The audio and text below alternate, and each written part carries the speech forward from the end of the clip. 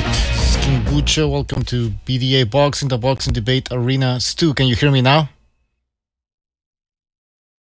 Stu? Yeah, yeah, I can hear you now. Yeah, I can hear you now. Did you hear the music? What the fuck is that? It was cutting in and out, but I checked it on the YouTube and that was working. Can you hear this? What is that? Yeah, I can hear it now. Yeah. I'd give $4 million just to be able to take a piss without it hurting. All right.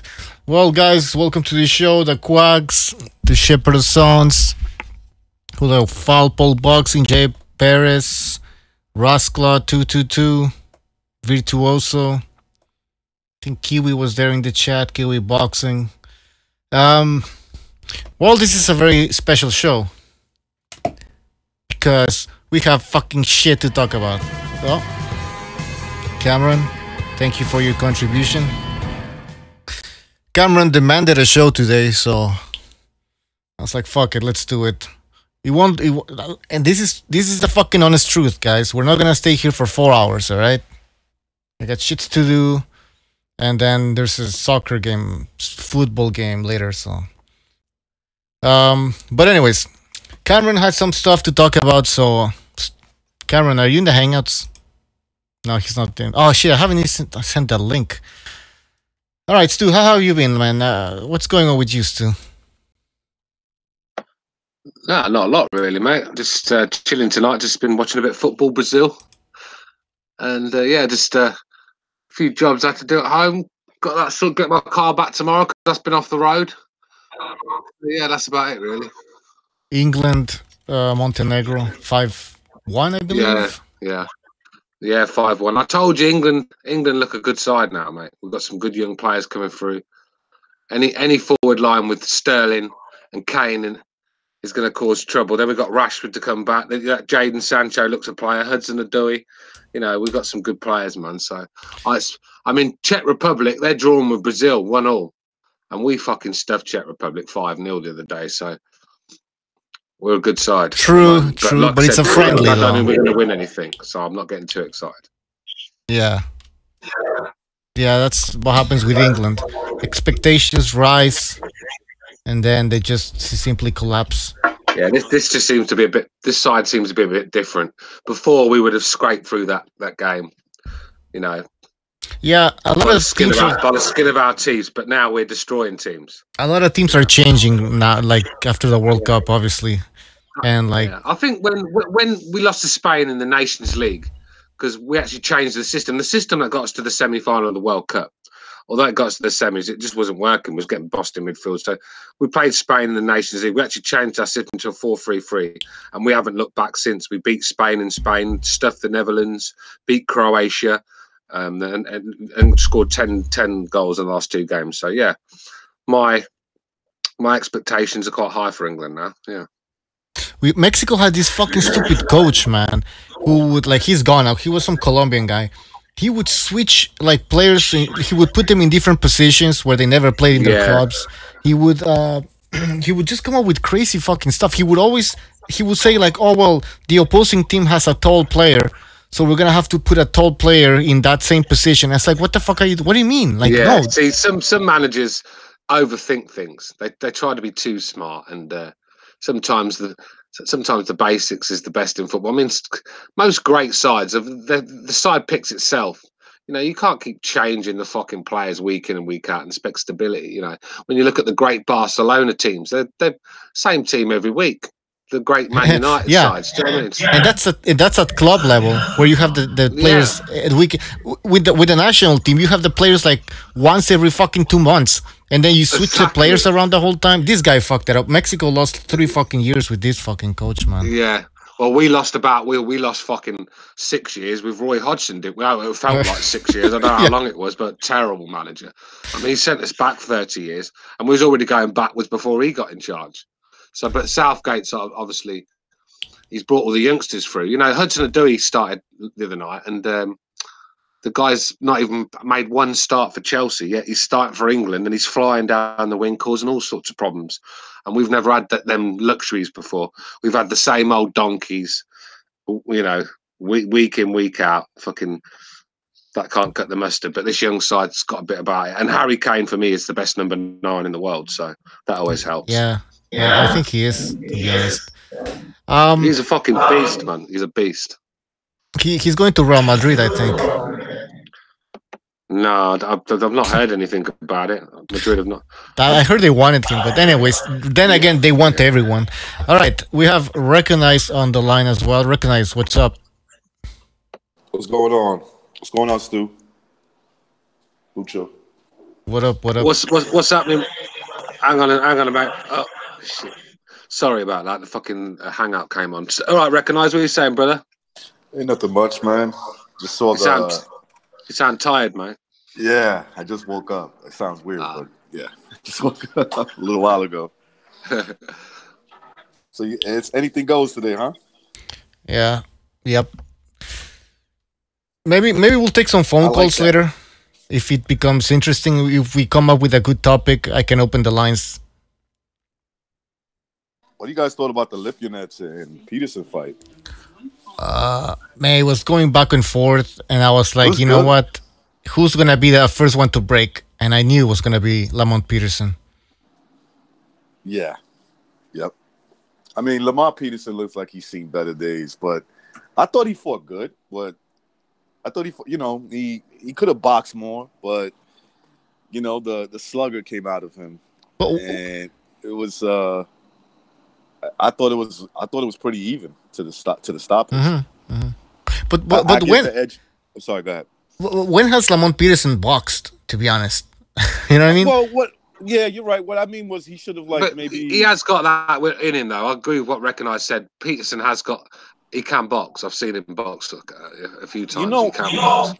I think he doesn't have the reflexes anymore. So he just stands there and bangs with you. Maybe that's what it is. Maybe for him. I don't think he was struggling to keep Lipinets off him, weren't he? Yes. And that's the problem. When you can't keep the guy off you, you have to fight back. That's the only way. Back. And I think that fight. I'm glad he's retired because that fight would have took a hell of a lot out of him. You could see the punishment he was taking. So it's a good thing that Peterson called it a day.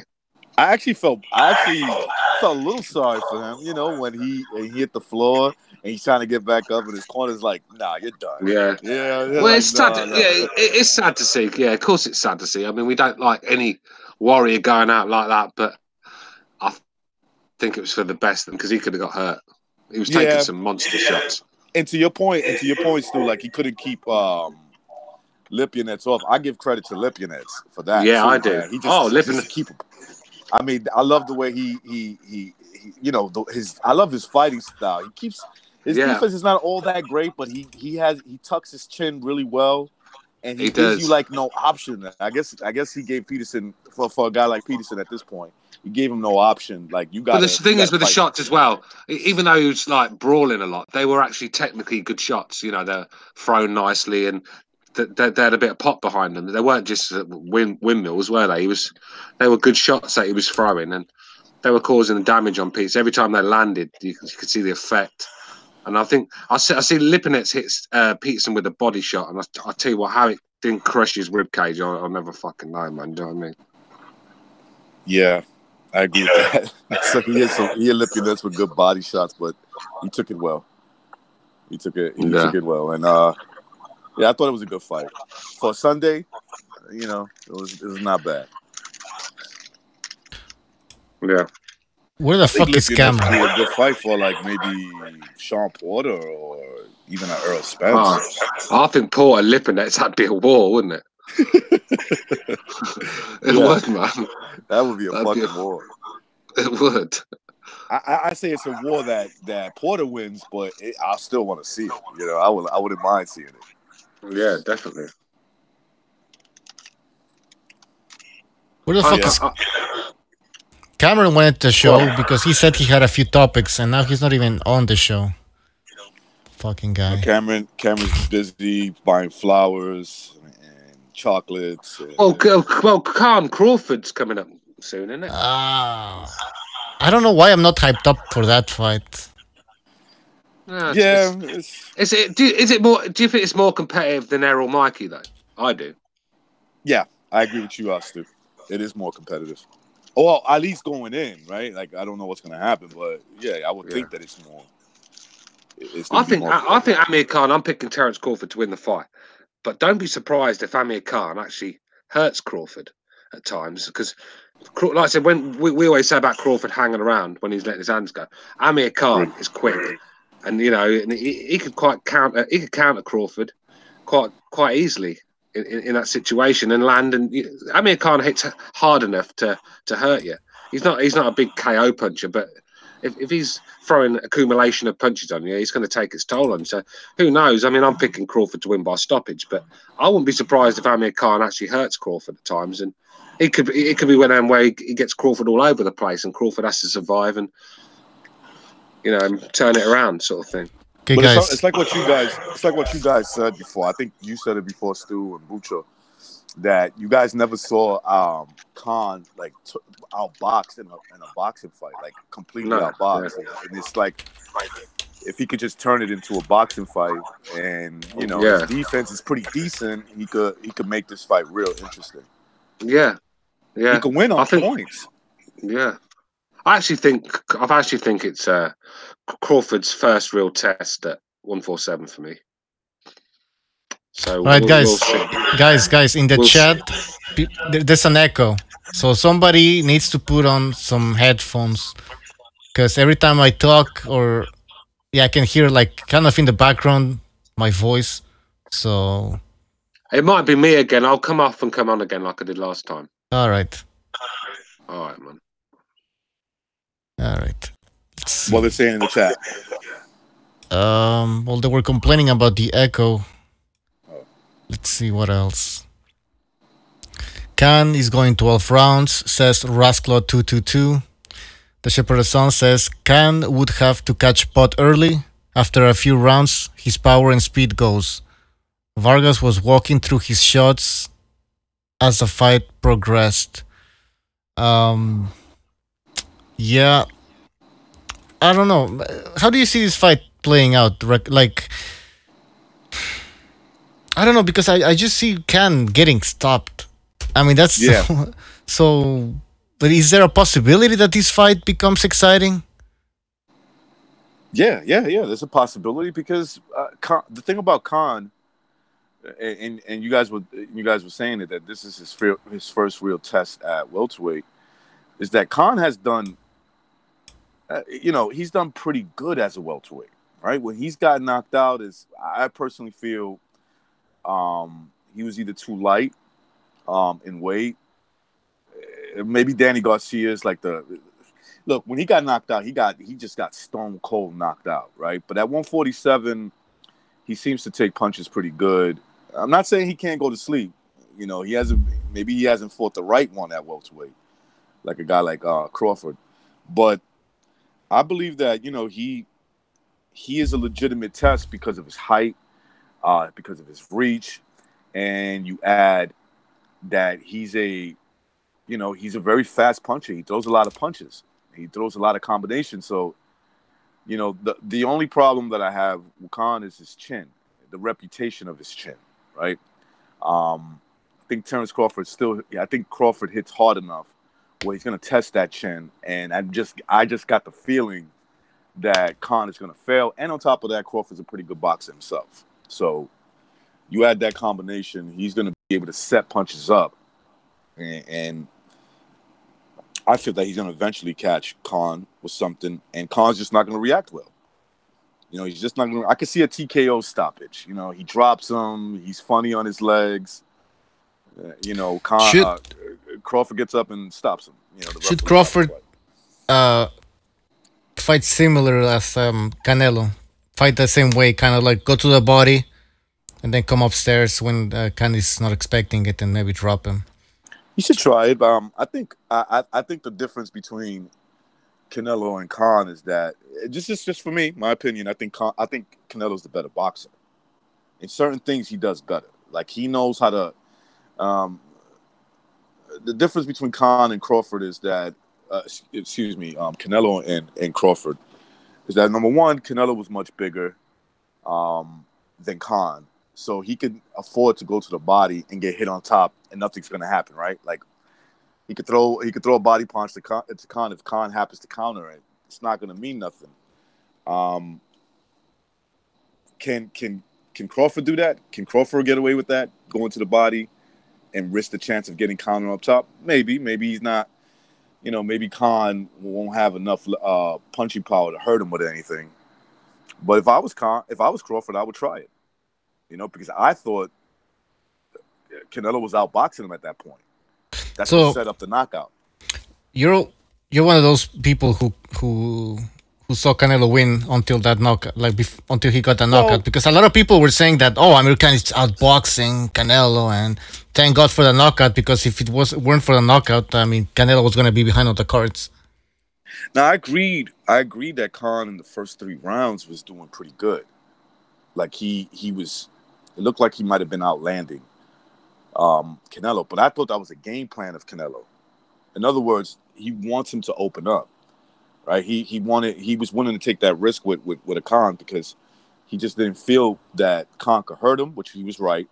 And number 2, when he hits Khan is not going to be able to take it, which he was right. And it allowed him, if you saw, like from the 4th round on to the 6th round, you started to see Canelo outbox him, going to the body, going on top, and that's what set up the unbelievable knockout that he did in the 6th round, right? It was the 6th round, I believe, he knocked him out. Yes. So, yeah, I thought he was on his way he was going to outbox him. I thought he was going to outbox him, and getting outboxed by Canelo, if you're Khan, means a knockout's going to happen soon. It's just a matter of time. So. Yeah, that's what I thought about that fight, and but I do think that when it comes to setting up punches, the better boxer in that situation is Canelo. So how is Crawford going to approach this fight then? Should he get into exchanges, knowing that he can get the better of the exchanges, or have the most success because Khan has no fucking chin? Yeah, he's going to feel him out. It's going to be a feel-out process. He's going to see if he could exchange with him without getting hurt himself, right? Because the one thing that we've said is that we think that Crawford sticks around too long, and like that would be problems for a guy like Spence, I believe, or even a Manny Pacquiao, still probably at 40. Is that he sticks around in the pocket a little too long, and so that allows opportunities. Can Khan do you think Khan could take advantage of that? I don't know. I don't know. I could definitely see him scoring points, but I don't know if he could take advantage of that. I don't know if he could hurt Crawford. You know what? Maybe Khan should stop throwing those fucking wild combinations, because then he lowers his hands and he's open for counters. Maybe stick to like a few straight punches and move. Yeah, I was just going to say that maybe the straight punches could be the key. In and out, straight punches. I see. It's very hard to judge this fight because I'm not sure what Crawford's going to do. Is Khan going to be the one coming forward? Is Crawford going to be the one coming forward? I'm not sure. It's go either way on that in that fight. It depends. Do you know what I mean? Yeah. I'm hoping Crawford comes to Khan, because it could be a very boring night because I don't see Khan being the one pressing the fight. To be honest with you, I think Khan's going to be very. What's the word I'm looking for? Cautious. He's going to be very cautious. And I just don't see him coming forward and putting the pressure on Crawford. So I think Crawford's going to have to try and come forward to make it some sort of fight, or it could be a boring one. But I think Khan can have his moments. I really do. I think he's quick enough and explosive enough. And, Crawford's not really had a test at 147 yet. His last fight against Benavides, he got tagged up badly. And I think if he gets hit like that by Amir Khan, I think, it could be big problems for him. Because I know Khan's no Golovkin when it comes to punching power, but he hits hard enough. I think he hits harder than Benavides. He fucking does. And he's more explosive, he's more accurate, and he's going to hit you with more shots. So, I think it's a very tough fight for Terence Crawford. I really do. It's where but Khan's chin can ruin the fight in a second. Khan can ruin this whole night of boxing for us in a second. He just gets hit on the chin, but let's hope it can be a good fight, because it could be. Someone's telling me it could be a stinker. Well, I hope not, because now this fight is on pay-per-view, and Crawford already was in a pay-per-view against Postol, yeah. And that fight, I mean, it was fucking boring. That fight was fucking boring. Boring, disappointing, everything. I mean, every negative word you could think of, it was that, and most of that was Crawford's fault. Yeah, it was. Yeah, so I mean, you can't have another disappointment here. Another pay-per-view that's gonna suck. I don't think that's a good idea, man. No. Go on, recognize. Go on. No, I was going to just say quickly, Stu, and I'll see if you agree with me. If he disappoints and fights an ugly fight and still wins, he'll be hurting himself real bad. That whole, look, I don't agree with you got to be on my side of the street to fight me. I think that's lame. But, you know, since we're kind of like in that era of it's all about who has the more marketability, and therefore you got to fight on my side of the street with my rules. It's gonna really sway towards Spence side if he puts up a. Are you saying that? Terrible performance. Are you saying that Crawford needs a knockout? It would be nice. It would definitely be nice, man. Does he need a knockout to continue? Yeah. Yeah. I'm gonna say yeah. He needs a knockout of Khan. At least it's a great fight. He's dominating. If I'm looking at Khan, he's running to survive because Crawford put a beating on him, dropped him one time, hurt him a few times. Then I'm not gonna blame Crawford for that. But if it turns into this disgraceful performance similar to what happened between him and Postol, oh come on, man, how the hell is he gonna compete to a guy? And I know that it wasn't all Crawford's doing, but a guy who just finished doing a pay-per-view event that was very Spence, I'm talking about, that was very successful, and fought in Cowboy Stadium, and had the amount of people that showed up for that fight. How's he going to compete against that? Yeah, because at this point it's becoming sort of a race between Spence and Crawford, right? Because they're going to have to sit down. And like you say, they're going to have to look at, who's the A side or who's the B side. What has one done? How many fans showed up for their fights and all? And like you said, Spence did pretty well. Crawford's consistently selling out Nebraska. Whether it's Nebraska or not, he's still constantly selling it out. It's a decent size arena. Yeah, that is true. He does. I'd say Crawford is one of the best supported American boxers out there. I really do. I think he's took a better challenge than Mikey. Because Khan is an established welterweight. So say what you like about his chin. He's a former world champion. He's established welterweight, and I think right now I know Khan's been shaking his last few fights out, but I know Amir Khan is going to bring him a lot more to Crawford than what Mikey brought to Errol. So right now, Crawford has to be the one calling the shots at the moment for me. Jay Perez says in the chat, if Khan had GGG's chin, it would be he would be hard to beat. Shit, if Khan had GGG's chin, he'll be the best pound for pound fighter right now. Yeah, he probably would. Because imagine that chin with that boxing ability. He would be the fucking shit. I don't even think Crawford would take that fight. But then again, Crawford though. My question is Crawford a big puncher at 147? Yes, he's getting the puncher.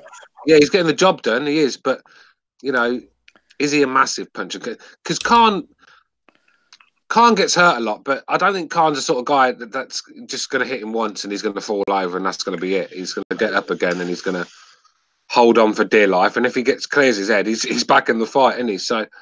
Yeah, I don't know if Crawford's up. He's no Canelo, is he? Where he's going to starch Khan clean out, and Khan's going to be fucking. I wouldn't be surprised. I don't know, man. I don't see Ross Cloud 22 in the chat says Khan versus Julian Jackson is a good fantasy matchup. Yeah, if you want to see Khan die, you want to death in the ring. Yeah, Julian Jackson.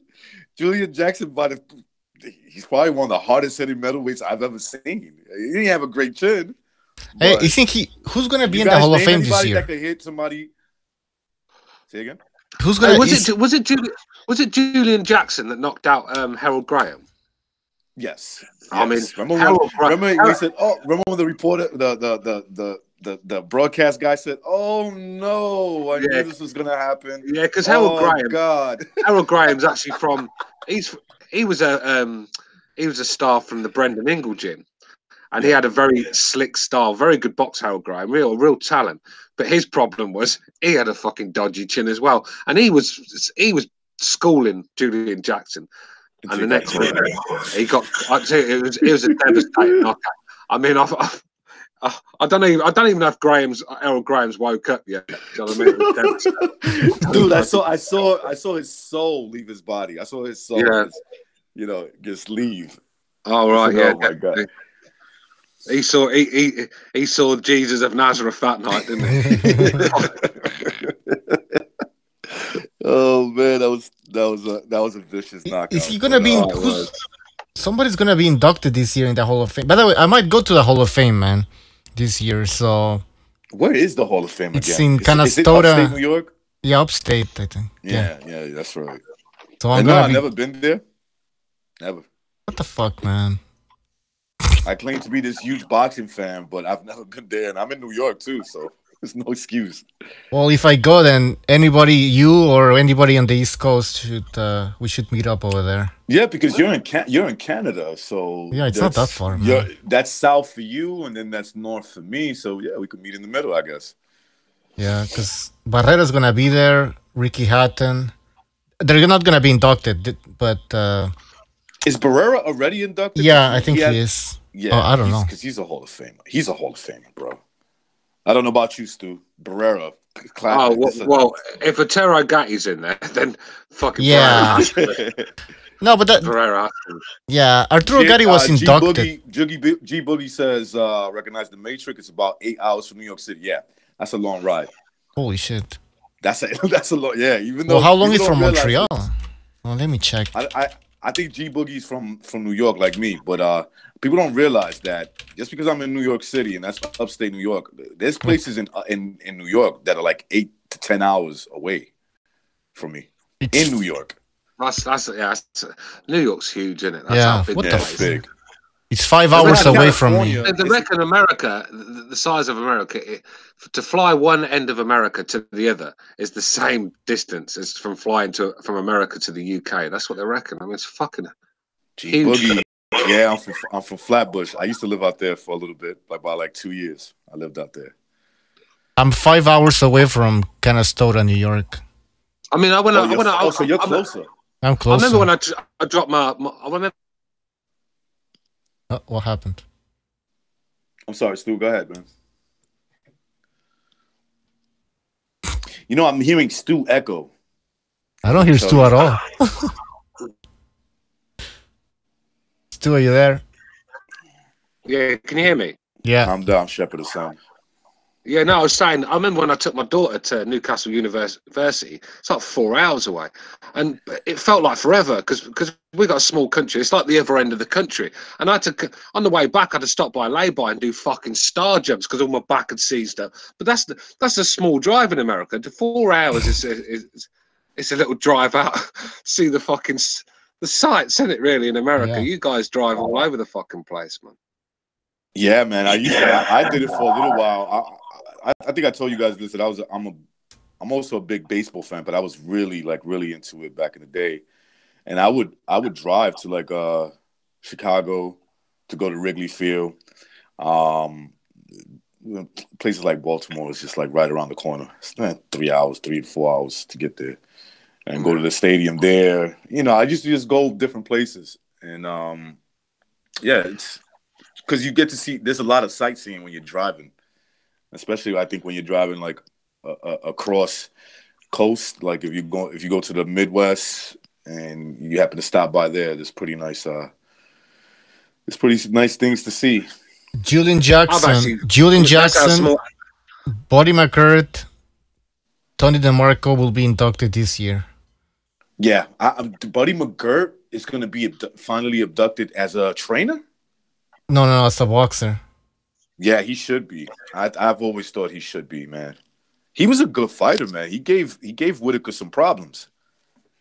Gave Pernell Whitaker problems in both fights. Oh, and Teddy Atlas. Oh yeah. No, Buddy McGregor was a good boxer. I've seen some of his fights on YouTube. Yeah, he was good. He was good. I mean, he wasn't. You know. Yeah. I remember Prince Nassim Hamid couldn't get in there for years because he killed someone by running them over in his McLaren, didn't he? So, and he went to prison for it.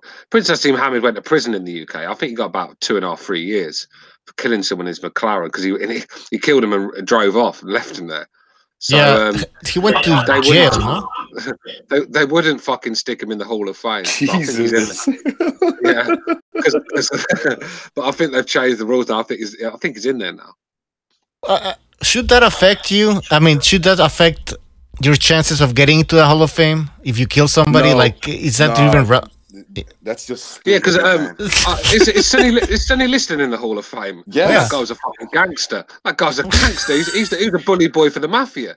Do you know what I mean? I know. I'm sure he's fucking chopped a few fingers off. And I think he was from Boston, and Boston in that time, and probably still now, they had some heavy gangsters over there. So yeah, he was like working for some of them. Yeah. By the way, guys, we have new people in the Hangouts. We have Cameron, and we have Jimmy, and we have 13 Boxing. Hello, guys. What up? What's going on, guys? What up? What up? What's going on? Just talking about whatever. We're talking about the Hall of Fame and who should be inducted. We agree that Buddy McGregor should be inducted, and he will be inducted this year. Hey, Jimmy, have you ever been to Canastota? Oh yeah, a few times. Yep, I was there, and it's good because you never know who's going to show up. You're not so much just the invitees or who's getting inducted, but it's always like Mickey tries to go up every year. I've been up there, I think 2 or 3 times. Can't remember. During the ceremony times, but I've been up there before too, which is weird. I've never been to the Basketball Hall of Fame, and that's in Massachusetts. I heard Precise say he's never been. Say he's never been to, not Precise, but say he's never been to Canastota. And he's from New York. It's far away. Yeah, Jimmy, I never went there, bro. Has a fighter ever been taken off the Hall of Fame? Not that I know of. That's a good Not that I know of. And there's been committed. I think there's been who was in the Hall of Fame was convicted of homicide too. If I'm not mistaken. A couple have. Yeah, I don't think they have posted. I was going to say, Jimmy, I don't think any Hall of Fame should not be judged on what you did outside. It should be about your performance. Like, I'm a big baseball guy. The very fact that baseball doesn't have Barry Bonds or Roger Clemens, Pete Rose in the Hall of Fame, Pete Rose, some of the greatest too. ever. Some of the greatest ever.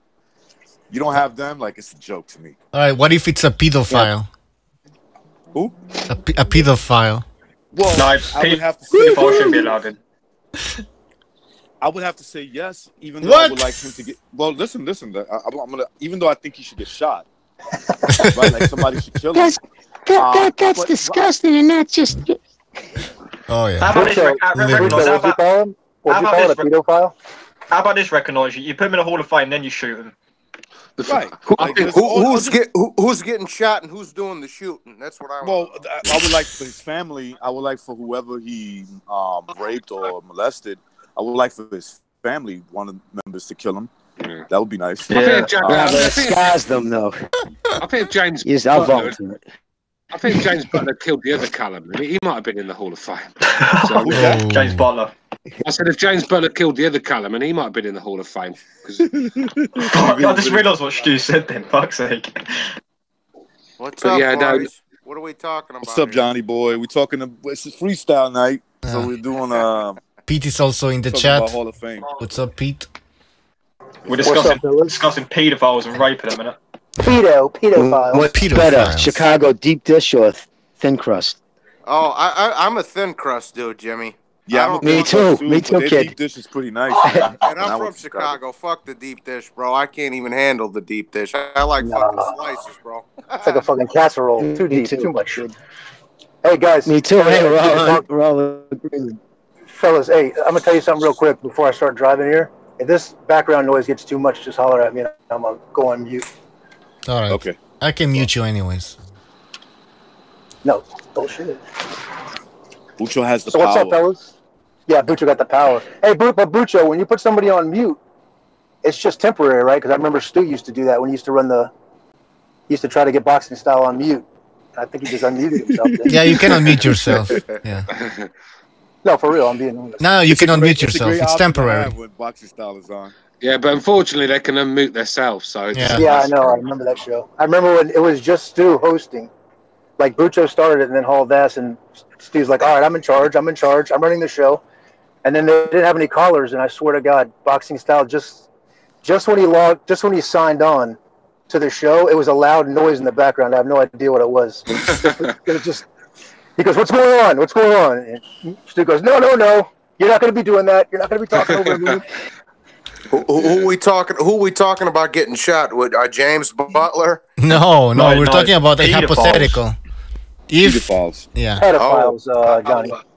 No, I was saying, Johnny, that you should, when it comes to performances as a sports star, you should not be judged on what kind of character you are outside the ring or outside of. Yeah, but I don't know. I mean, it's like Michael Vick. If you're a piece of shit like that, I mean, you shouldn't be allowed. What about someone like Edwin Valero though? I mean, come on, someone like that. Valero. Well, you know what? Hold on, Valero. You Valero, right? Yeah, man. Yeah. I mean, he didn't do enough. To me, he just didn't do enough. enough. No, but what I'm saying is like, you know what I'm saying? If you kill someone or you're a serial paedophile, for me, you shouldn't go in. That's my. Yeah, me too. Yeah, and I'm changing my mind. Yeah, you got to have some sort of fucking standards. You can't be letting paedophiles and rapists in. And shit, hey, it's boxing, man. What do you expect? It's fucking boxing. What are these people that? I mean, come on. Yeah, check it out, pedophile though. Pedophile, as you call it. How about if somebody does something after they retire? Do you think you rip them out of the Hall of Fame? Do you go back and make them out? That's a good question. You mean somebody like O.J. Simpson? Like that's a good. Yeah, like the Juice. The Juice is still in there, isn't he? O.J. Simpson got accused of killing his wife. Obviously, he was acquitted. But I don't believe his Hall of Fame status was ever on the line. No. Yeah, I don't think it was ever going to be on the line. Yo, they didn't take him out of there. Yo, check this, bro. Fucking Carlos Monzon was one of the baddest middleweights of all time. That motherfucker killed his wife. Yeah, he beat the shit out of a lot. He was the fucking Spanish Jake LaMotta, bro. He was an animal. He was a fucking animal, dog. And I mean, you can't. Jake LaMotta was actually nicer than him. Yeah, he was nicer than him, exactly. And what do you think about it though? The double, if you don't want to do double standards, and then Tyson's got to be out of there and all for what he's done. Do you know what I mean? I agree. Yeah, totally agree with you on that, man. He would have to be. I don't think Tyson raped that girl though, bro. Right, but we're going by what I'm saying is we're going by. I think Matrix is right though. Matrix is right. It's a slippery slope when you start going outside the ring now. It's hard enough. It's hard enough to do it on the field or. No, but the thing is, but like I said, there's got to be some sort of fucking standards. You know yeah, because think about it. Yeah, knockouts. Anybody from Los Angeles would know this story. There's a story about this cop that was like living a double life. He was actually like a gangster. And anybody from LA, if they recognize the story, please fill in the blanks or whatever. But when he got killed, I believe that's what happened. Oh no, he went to jail. Excuse me, he went to jail. But before he got busted, they were like, "Yo, he's a great cop." Like he had, obviously, he turned out to be a crook, right? He just turned out to be pretty much of a crook. But I believe either he got killed or he went to jail, one of the two. Okay, but they were like, "This guy's a good cop. Like he passed his all quotas and all litmus tests and all everything. Like he was just a really good ass cop. And it's just surprising to know that he was, this criminal. It's not a real comparison, but I'm just trying to say, like, you can go, like, it's hard for me to just say, this guy, because of his behavior, I got when I think of the best as something you've done. I'm gonna add what you did outside of it to it. Like you had a habit of beating up your wife. There was too many girls accusing him of sexual harassment or stuff like that. It's like I gotta just judge him. Shit. What if he's like? What if Edwin Valero, like somebody brought up, we just keeps knocking everybody out. Not only just regular guys, but guys that are A-level fighters, but we find out like he used to abuse his wife. He used to beat the shit out of her. I think the domestic abuse thing. I think that's probably one topic we could stay away from because that happens in all walks of life. I'm not saying it's right, but when you're with a partner, your emotions can get high, and that stuff like that can happen. I don't think we should, because if we did that, then there wouldn't be any fighters left. There'd just be. I knew Stu was going to say that, Mr. Scarf. Come on. Yeah, the Sly Stallone, there'd only be Sly left. Do you know what I mean? So I don't think we can be petty on it, but I think when it comes to rape, murder, and terrorism or something like that, What was that British fighter that you spoke about a few times? They found his body parts in the freezer. Oh, what? Sean Cummins? That's the one. Yeah. Yeah. Well, he was a piece of shit. I mean, he was a decent fighter, tough and all, but a real piece of shit of a guy, bully. He's in the drug scene, used to rip people off, and just he just did what he wanted, and he was a thug. He was a thug. He was a wrong one, and I think he had a car crash. Oh no, a motorbike crash, and he got paralysed. He was in a wheelchair, but he was still, even though he couldn't walk, he was still being a piece of shit. He went missing for a while, and they found him chopped up in his freezer. Innit? There was one kid down in and I'm not from Texas, like John Gonzalez or somebody from Texas, but there was that one kid, the Spanish kid, who fucking ran with that Banditos gang, the motorcycle crew. Banditos. Yeah. Yeah, I heard of that. He got stabbed the fuck up at a party or something by them dudes or some shit. I forget what. It was a little guy too. He was like a featherweight or a bantamweight. I forget his fucking name though. I mean, people don't realize there's a lot of. Who knows what these guys do out of the ring? I mean, shit. Exactly. To what you guys were saying, like, you know how many boxers they got ties to like drug dealers from their neighborhoods and shit like that that actually give them money so they can start out their boxing career, and like I'm gonna sponsor you type of thing. Like, I'm a drug dealer. I don't want nobody. I don't want to be. I don't want my name out there.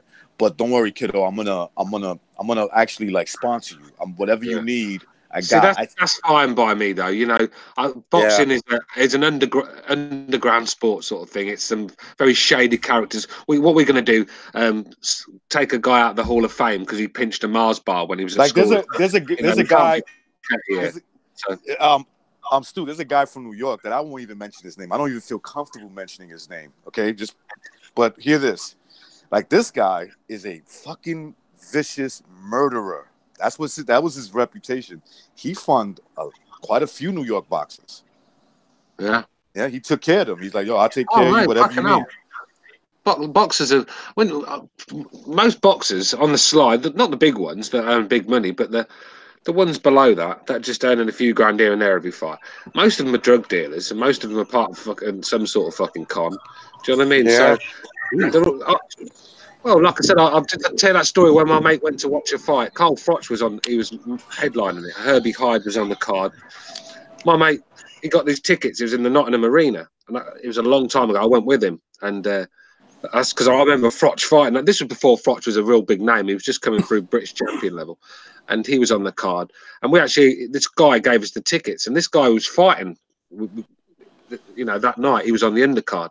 And after his fight, we were sitting there, and he just comes up to us all bruised up, passes my mate a bag, a load of cocaine. I didn't even know my mate had gone to pick some cocaine up from a guy who was a boxer. We had to wait for him to finish his fight before he could give us the fucking coke. So we're sitting in the arena, and just comes up to us and passes it. No, there's no big deal. Do you know what I mean? So Stu, there's a lot of dudes like that. Like, bro, like I say, that little, the boxer kids, bro. If you fucking, if you're knocking everybody out at the gym, some fucking OG from the fucking Latin Kings or some shit will come up in there and say, hey, I'm gonna look out for you. I'm gonna pay for your shit, and and this, that, and the third. No fucking. I mean, there's street dudes, a lot of them, bro. You gotta remember that. Especially if they think they can make some money back off of you, or you can connect them to something big. They'll do that for you. I mean, I'm kind of talking like back in the days type of stuff. I mean, I don't know how things are done now. Yeah, can you imagine someone trying to fucking get a few quid out of Dillian White and that? I mean, it's not going to end up well for him. It's not going to end well for him.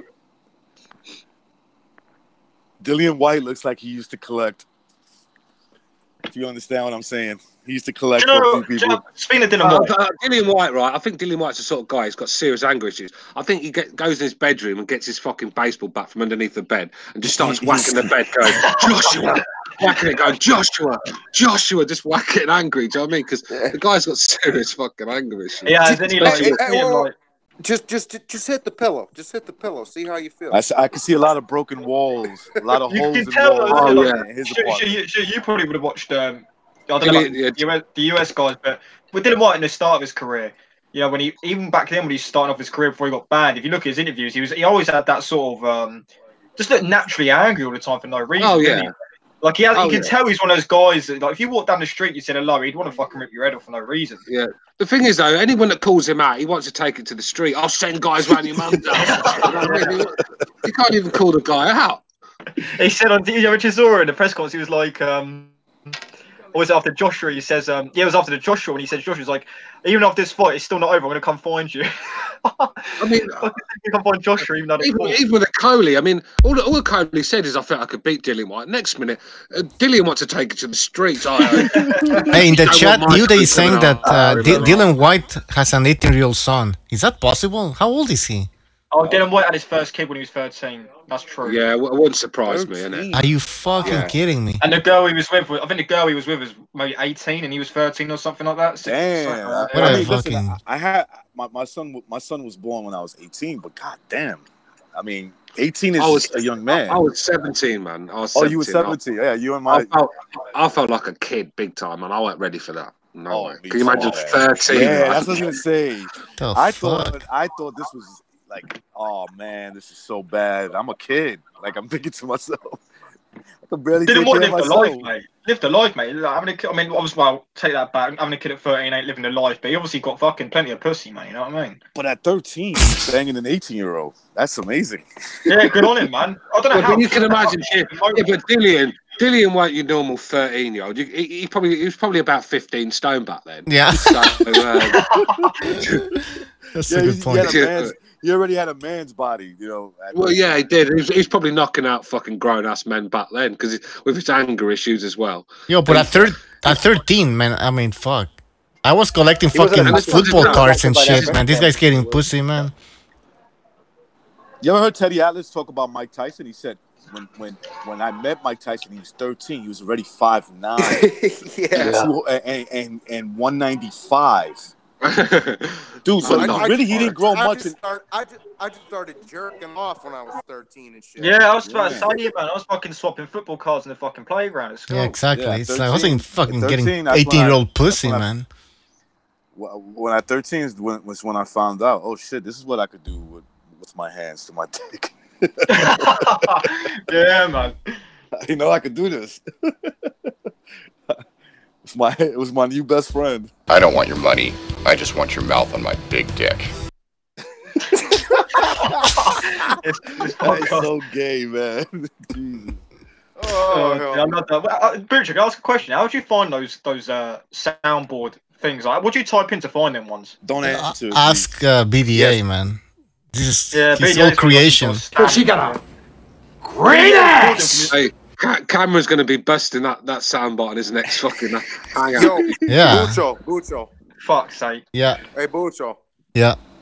They said fucking Porter and Spence's pay-per-view. Yeah. No, Porter and Spence. Let's talk about that. Who the fuck is gonna buy that? It's a good fight. It's no, guys. Hold on. You know what's crazy? It's better than Mikey, though. It's a good fight.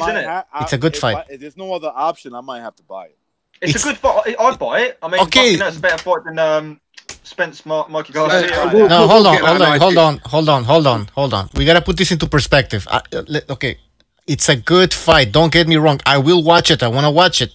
The thing is, I don't think it should be a pay-per-view. And especially after considering that this is a PBC fight and taking into account everything that Al Heyman promised about free boxing, and we end up with a fight that shouldn't be pay-per-view on pay-per-view. You know what, Bucho? Ever since Bernard Hopkins, Chad Dawson was pay-per-view, I think anything's pay-per-view now. Oh. That's how I feel. Yeah, I forgot that was pay-per-view. That was terrible. Yo, this is stupid, man. Oh, that's when I had the illegal cable hookup. I didn't Yeah, we all had it. Wasn't Roy Jones Bernard Hopkins rematch pay-per-view as well? Oh yeah, yes it was. Cameron. Guys, terrible. Bernard Hopkins against Winky Wright was pay-per-view, and that fight was fucking boring. Than Chad Dawson, but yeah, it should have been pay-per-view. No, this is. By the way, people who accept this fight as a pay-per-view are ones who are complaining about paying $8 a month to acquire the zone.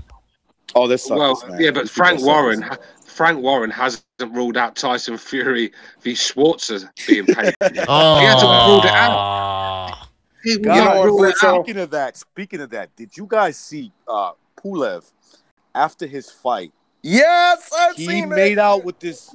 No, he forced it. I'm gonna post She liked it. I'm sorry, Cameron. She liked it. I'm not defending. Well, he's not like a good-looking bloke, is he? I mean, well, he looks like a fucking cave troll. But he went for it. He went for it. So what? He went for it. Yeah. She said, "Thank you." Montero was complaining about it though. Michael Montero. Well, he wasn't complaining. He asked. Pulev, believe it or not, in Bulgaria, Pulev is actually a poster boy over there. Oh, I'm sure he is. Most of us got, most countries have got Beckham and people as poster boys, but Bulgaria have got Pulev. What are you implying here? But you know what it was? That Asian girl had like this little sexual look, like sexual vibe. Just say she looked like a slut. Recognize. She had the look recognized. Yeah, recognize. Just say that she looked like a slut. All right, just say it. A slut. In England, she wanted it. In England, we got bend it like Beckham. In Bulgaria, they got punch it like Pulev. Hey, I didn't see the Selecki clip. Now, obviously, it was a post-fight interview, so it's out there, right? I mean, did everybody here see it? I didn't see it yet. Wait, say that again. The Selecki, the movie made on this chick, right? Let's just call it a movie. No, not Selecki. It was Pulev. Excuse me, Pulev. I'm sorry, Pulev. It was. I didn't see it, but I'm just saying, like, I'm gonna see if I can send it in the chat so you can. Yeah, I've not seen it. I've not seen it. But I don't know about punching with Pulev. By the sounds, it fucking perving with Pulev. That's fair, yeah.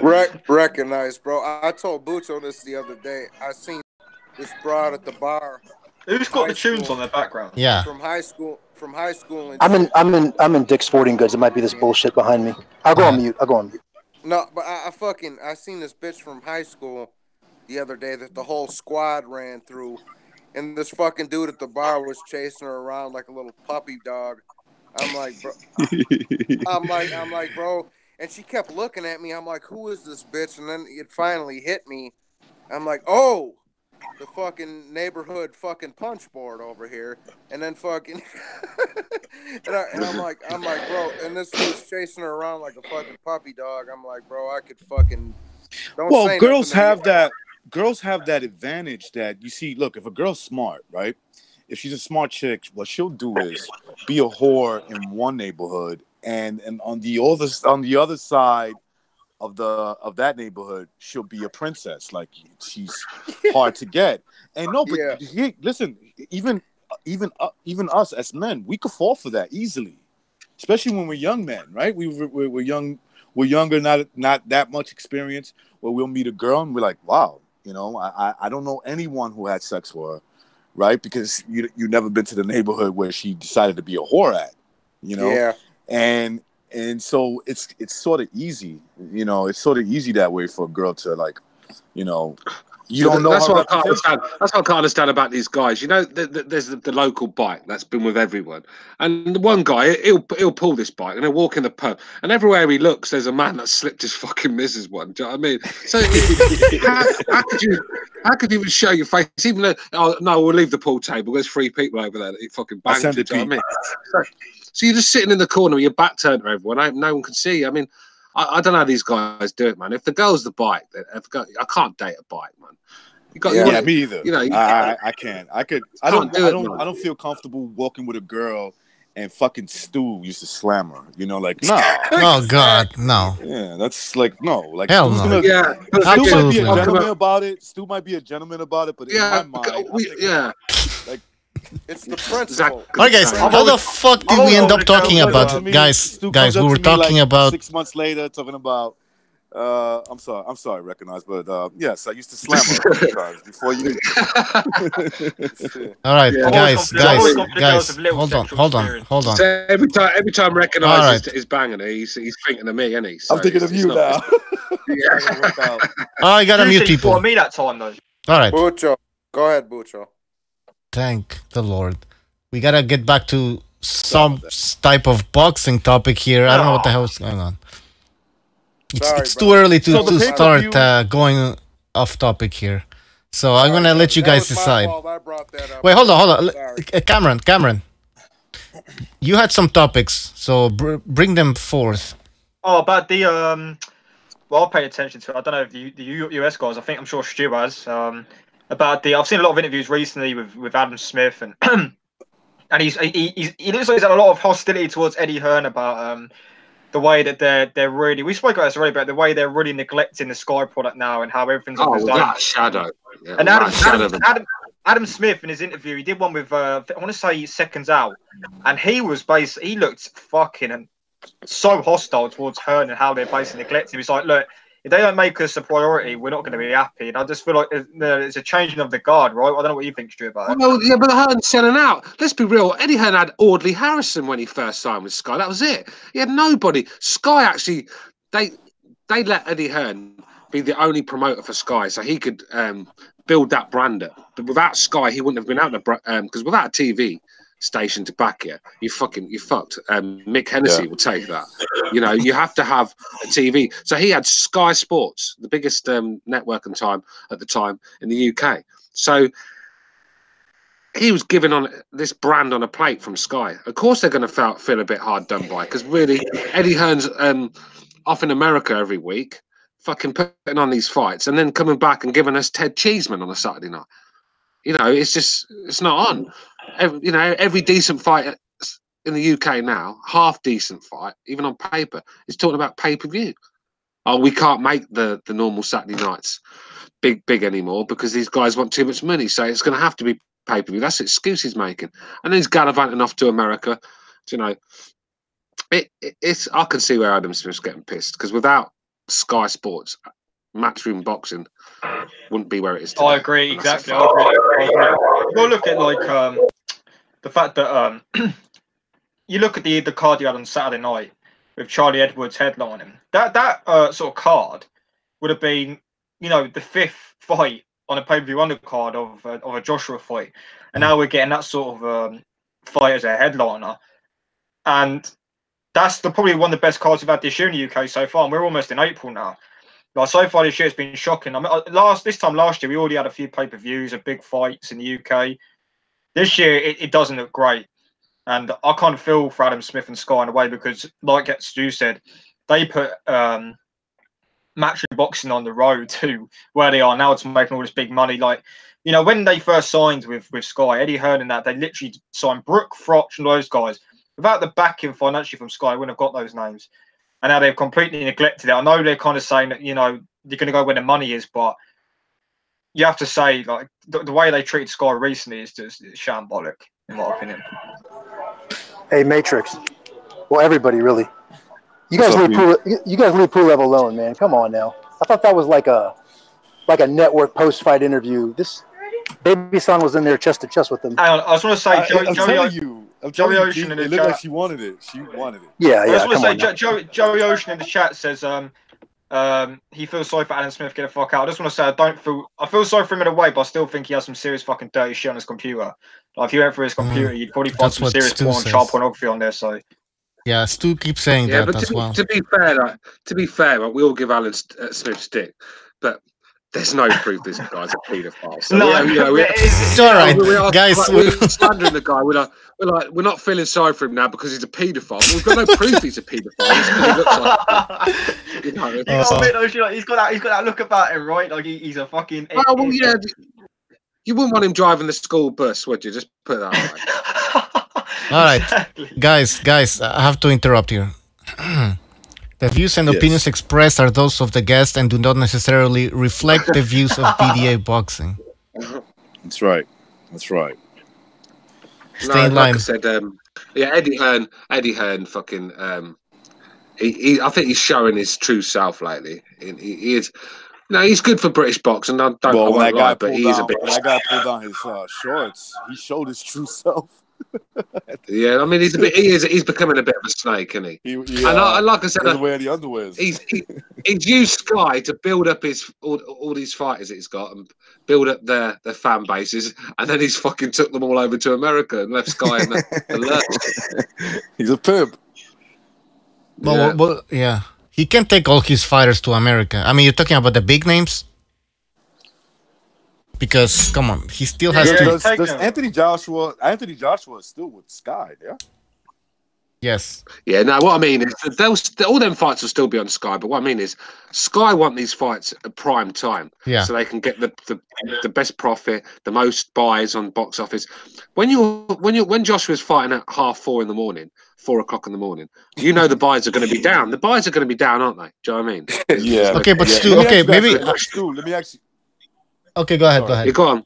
No, I was going to ask Stu or Cameron.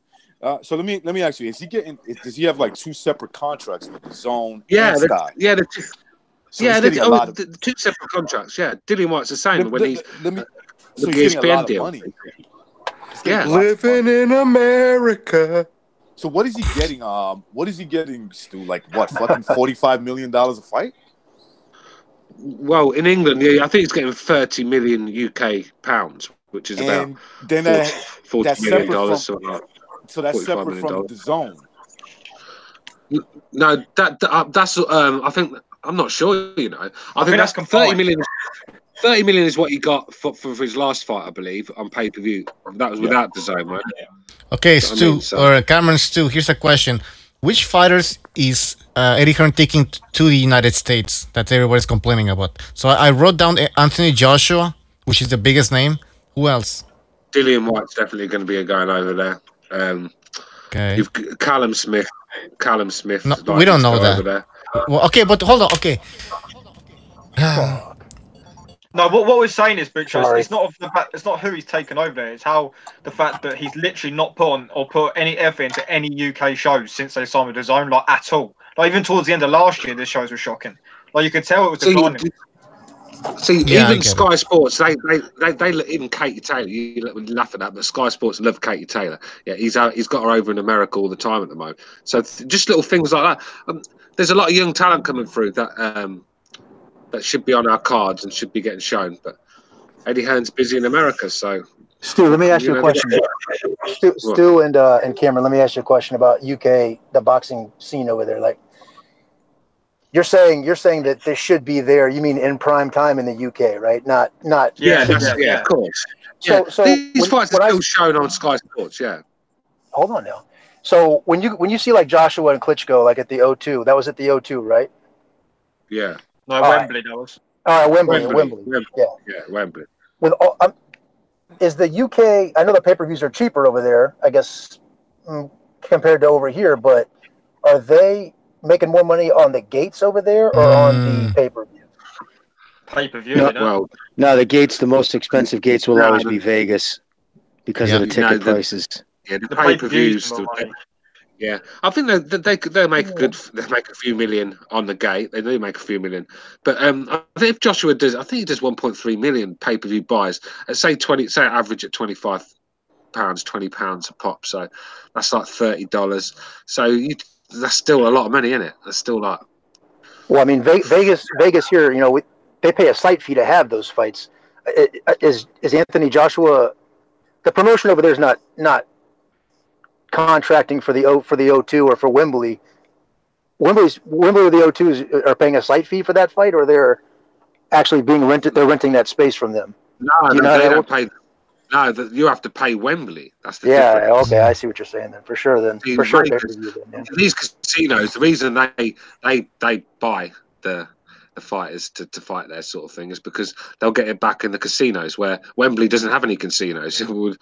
They're not going to get their money back in the fucking hot dogs, are they? Do you know what I mean? Japanese businessmen, you go in a big fight like Canelo Triple G, there's sections where there's whales, Arab and Japanese whales, and they're paying fucking crazy money, like $10,000 a ticket, and it comes with like they have staff brings them food, but they have whales too, like guys who they fly in who think of not going to drop $5-6 million on a weekend gambling, and they want part of being like they have people. When you're a whale, each casino actually has staff members. Their job is to go out and find heavy gamblers. They'll fly to fucking Japan, go to all the different casinos, and they'll say, listen, you come you gamble here, we'll give you XYZ, we'll give you 3 championship fights, we'll give you the top Vegas shows, and it's all part of a pro. So that's the reason why. So like they'll pay like $7 million site fee just up front for Triple G Jacobs, whereas they probably paid Wembley, they probably paid them $2 million plus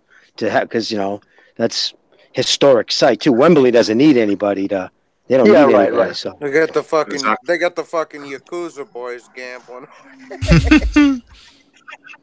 Well, I mean that's a hell of a predicament then, because like when they're showing those Joshua fights that are taking place over there in the UK, like no one's gonna tune in. I mean, not no one, but it's fucking tough to tune in at 5 o'clock on a Saturday afternoon or some shit. You know what I mean? Well, think about it. Why didn't Triple G really kick his feet down hard right on the rematch, or at least in the first one? No, fuck Vegas, fuck that. Let's go to Madison Square Garden, or let's go to even Mexico, where Jerry's World. Why do you think it was always going to be Vegas? Because G wanted that money. So part of that money was you're in Canelo's backyard. But so that site fee has always been an issue with me. Before that, it was I liked it better when it was Atlantic City, because obviously it was closer for me.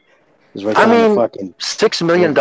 I mean, ensures every fight is at the MGM or somewhere in Vegas. That to me sounds low, doesn't it?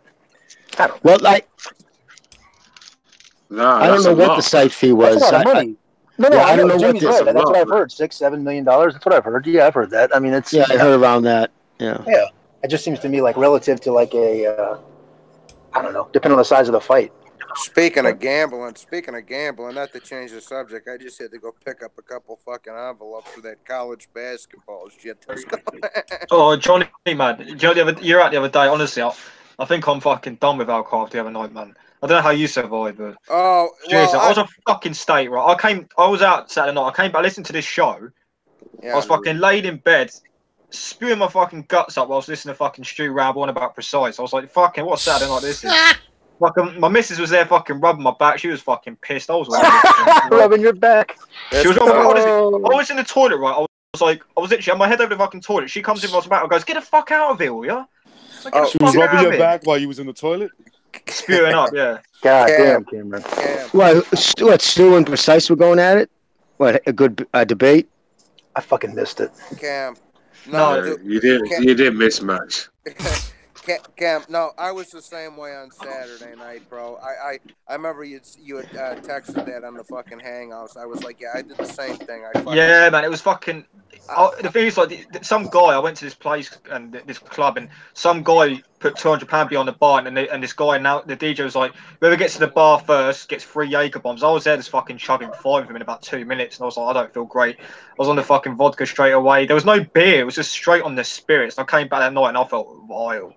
Absolutely vile. I took the woman out to dinner, and I already got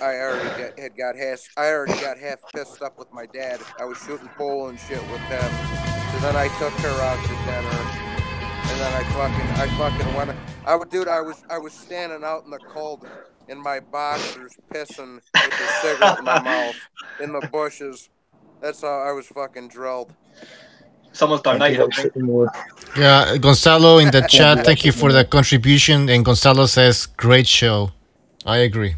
Great show, guys. I agree. I was with you, Johnny. Like, I was like, it was the most amazing fucking weekend I've had, man. Like, me and Mrs. had a great time. Fucking, she's suffering now. Like, she's still suffering days after. She's fucking got on well from it. I'm just like, I'm fucking fresh as a daisy, mate. Yeah, she's got a couple of days hangover. Did you walk down the beach? Oh, here we go. Here we go. I was waiting. Watching the sunset. I was waiting for Stu and Recognize to pop up. No, I was actually proud of you. Like, I can see that she's dressing you now too. I mean, it's a good thing. I like that. Yeah, that pea coat, that jacket, that pea coat he wears. Definitely her. That's definitely. That's yeah, I bought that Cameron. Cameron, I mean, you're jealous of my fucking stuff looks. Well, you know, you got to give it credit for stealing their dad's clothes and giving it to you. I am jealous. Stu, shut out, man. I was going to say this. I am jealous of yours and Johnny's story. While you guys were hanging out, drinking, and getting drunk with your missus, I was at home saying, "Go to bed." Close your eyes, Daddy. Close your eyes. I said. I was in a real bad way. Nah, in all seriousness, Stu, this is gonna make Stu laugh because the next day we actually did take the fucking dogs down the lake to kill the hangovers. Nice man, they fucking walked down the lake. You know what I mean? No wonder she's tired. Taking care of you all weekend. It's like a fucking zookeeper. Hey guys, I have to interrupt now. I have to interrupt. In the chat, the Shepherd Son says Kovalev won't be able to jab if he fights Canelo, and RKO Khan says, "Yo, Stu, when are we getting a new Boxing Clown edition?" It's true. Yeah, that's a good question, man. I want to see another one. Boxing Clown edition. Believe it or not, it's got to be quite a lot. There's quite a lot to it, you know. There is actually quite a lot of work that needs to be put into this. a lot of research. Yeah, a lot of research. A lot of research and a lot of editing. So, because I've been quite busy lately, and because there's a show on every night, I've not really had time to sort of do one. So I will. I mean, you have to give me. You have to in the comment section tell me who you want me to. I'm gonna give you one next. Well, who are you going after? Who are you going after? I know you're going after somebody, Stu. Someone's got to raise up a little bit, make himself a target. And his Wilder and his fanboys. I think Wilder. I think Marcellus Wilder was on there, wasn't it? His brother. Yeah. It'd be rude for me not to. Big bro. Recognize this. The thing is, that would be a long video because he fucking can recognize this. He makes himself look a prick. On the Spence fanboys. You could go after Tondi, man. How about Broner, Stu? I mean, he's a little late, but how about that post fight with Pacquiao? The whole thing. The thing with Broner, though, when you go through his clip, it's just so corny, isn't he? I'm going to cringe myself doing it. You can go after the whole homosexuality shit. You can go after Broner with the whole homosexuality shit. I think Broner's not good. Broner's not worthy of one of them. I don't think. Not a big enough God shot. I just think a lot of his shit bores me personally. Like whenever I see him pop on, you know, he is kind of like. There's something to think about. I mean, supposedly he got turned down by a gay. I made a video about that. Recognized. He got turned away. He got turned away at a bar.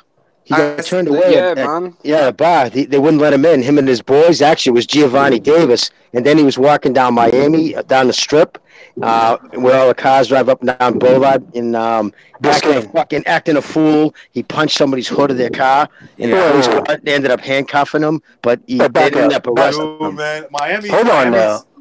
I'll get to the bottom of it right now if you want the story. This happened down in Miami. How long ago? He said, Jimmy said Giovanni Davis. Don't give that cocksucker my name, Jimmy. Wait a minute now. Wait, this is Adrien Broner, and this is how long ago? I think this weekend, maybe Saturday or just the other day. Broner's got issues, man. Like, that guy is. I got the lowdown on that if you want it. Broner's got some serious issues, serious mental health issues. Let me tell you something, man. They're lucky they grew up in that social media, cameras everywhere. I know some boys in Miami that would have hemmed that boy up. Yeah, they've been acting like that back in the day. The cops even back in the day. The cops would have beat him up. Yeah, let's tell them get out of this town. Don't come here.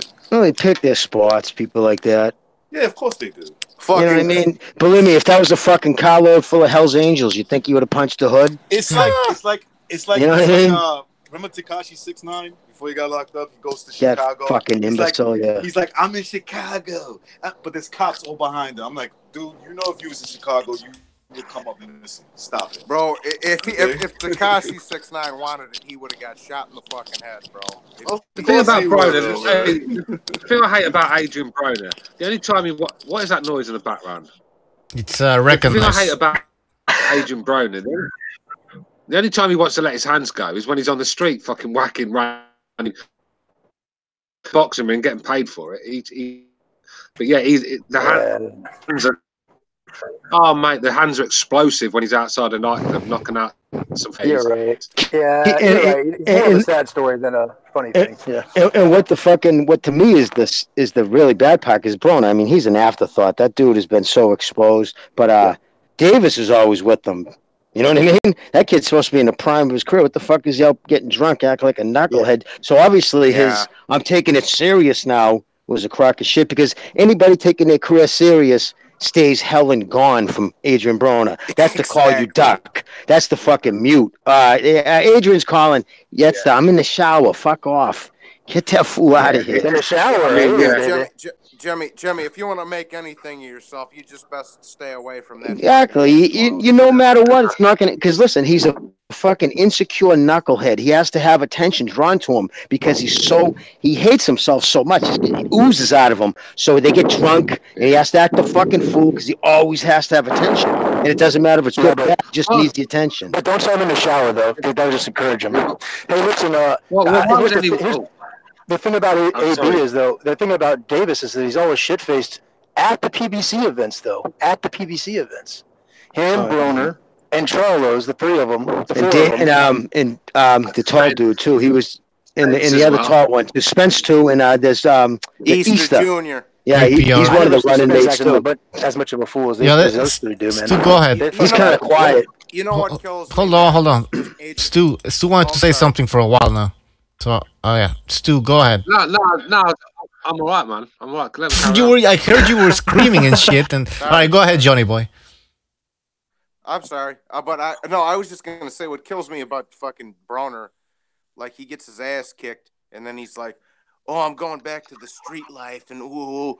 Like, bro, what were you, fucking Nicky Barnes before you came into boxing, bro? Like, you're not, like, bro, you're a street punk. Like, he says it like he's threatening his parents or something. Like, yeah, I'm saying, if he told me that, I'd be like, go ahead. What the fuck do I care?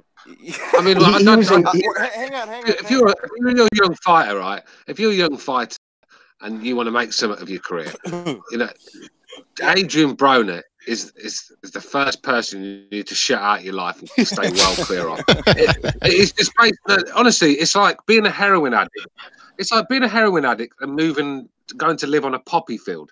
You just don't do that, do you? Do you know what I mean? So you have to keep away from it. But to be around Broner, you're asking for trouble. And plus, it's got to piss off Mayweather too. Broner's pissed Mayweather off. I was gonna say he's the sort of guy that'll get you shot. Can I finish quickly? I was gonna say though, bro. Wait, let's do finish. All right, Dad. I'm sorry. Guys, I'm sorry. Stu, right. Sometimes it could be. I can hear Stu for whatever reason. You guys are hearing Stu on a delay. Go ahead, Stu. Sorry, Stuart. Sorry. No, Adrien Broner's the sort of guy that'll get you fucking shot dead because he'll cause trouble. But it's true. He's one of them rats. He's one of them rats that will get away. They'll miss him when they're shooting. He'll get away from the bullets, and poor old you, the innocent guy, will get one right between the fucking eyeballs. And that's the sort of guy Adrien Broner is. He will get you killed on the dot. So yeah. You gotta you know Stu, you're 100% right. Real quick, because look, man, I know people that they see that attitude, and from the cities that I've lived in Florida and New York, that's the attitude of a guy that's usually getting jumped really bad at the end of the night. Exactly. That attitude right there, whether it's like a bunch of crazy Puerto Rican gangs or black gangs, they're beating the dog shit out of him at the end of the night. Yo, he looks like that guy. Yo, he just has that vibe. This is what I was gonna say, bro. All that. He was like, like I say, he's like, oh, I'm back to the streets and all this other bullshit. Like, bro, what were you, Carlo Gambino before? Yeah, fuck that guy, man. You're a street punk, bro. You just like me back in the day, dog. You're not fucking Al Capone. Like, stop it, dog. He's the kind of guy that New Yorkers have a habit of doing this. We'll go to Miami, be like nothing but Miami thugs, and this guy's talking about, yo, I'm from New York. I'm like, yo, chill, B, don't do that. Yeah, it's like I know those type of friends, man. They always try. These type of people, they always try to get you into a fight. These friends of yours, because they start getting drunk and annoying, and they go up to another table and start talking like this. Let me tell you something, pendejo. Like, and they're just looking for trouble, man. Yeah. Fucking nobody fucks with the Jesus. Exactly. But you like recognize, say, bro. This in Chicago dudes be acting the same way. They be going out of town to fucking Atlanta or Miami and think they're the hardest thing on the planet. I've seen it happen before too. These dudes be acting like they're hard, bro, and then some fucking Yeah, it's like, dude, there's hoods everywhere. Stop it. Yeah, that's right. Exactly. No one gives a shit. You're gonna get us hurt bad. Like some crazy fucking Cubans, gang of Cubans come out there and just beat the fucking snot out of you, give you a fucking pumpkin head, bro, and now you ain't talking no more, bro. Like, stop it. Yeah, 5'8", 150, 5'8", 150. Well, he was acting a hard guy. I mean, I lived in Miami for a summer, and he was right in that actual area. That's the Strip. That's mostly, not to sound fucking homosexual, but it's mostly gay and it's trendy. I mean, he wasn't out in like Oak Town. He wasn't down, you know what I mean, in the pod paths in Miami acting like a knucklehead because he would have been shot. They wouldn't even, just would have shot him. Yeah, exactly. He was down on Biscayne on South Beach. Exactly. Where you can't, you bring any attention to yourself. You get maybe 2 punches thrown before you just swarmed by police. You know, he don't seem like a guy starting shit. He just sounds like seems like a belligerent clown probably when he's out. He's grabbing chicks. He's grabbing a chick's asses when they're with their boyfriend and shit. Just like childish bullshit. Grabbing the boyfriend's ass too, probably. Probably, right? It's like going to New York and you're in Times Square. Like, I'm in New York, man. Come see me now. I'm like, yeah, it's 5,000 cops. I don't know if it's 5,000. I don't know if it's I don't know if it's a Boston thing, but here, man, it was always a prerequisite. Like, you didn't make each other look stupid. Like, when we went out, we went out as a crew. You didn't make each other look dumb. When somebody started acting up, they got you drunk or you drinking. Like, we didn't drink for the most part. I never really like drinking, but they go out in the car, fucking screw, dude, because you're sloppy, and it reflects bad on all of us. So we never dealt with that shit. Exactly. Oh, yeah, no. Should we do the same thing? Should we do the same thing with boxing style when he gets out of line? Well, boxing style almost. Let him finish. I'll tell you what boxing style needs. You know, in the film Casino. You know, in the film Casino, when they put that fucking guy's head in the vice. Come on, Stu. Come on, Stu. That's going overboard now. Fuck's sake. All right, guys, I have. Stu, that almost happened. That almost happened to him in Vegas with the Turkish mob. They almost popped your eye out in a vice? No.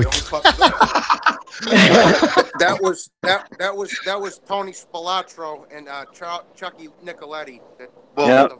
There was a Mediterranean version of that. You know, the Turkish and the Armenian. He got, they almost killed some Turkish Joe Pesci. Oh, that's fucked up.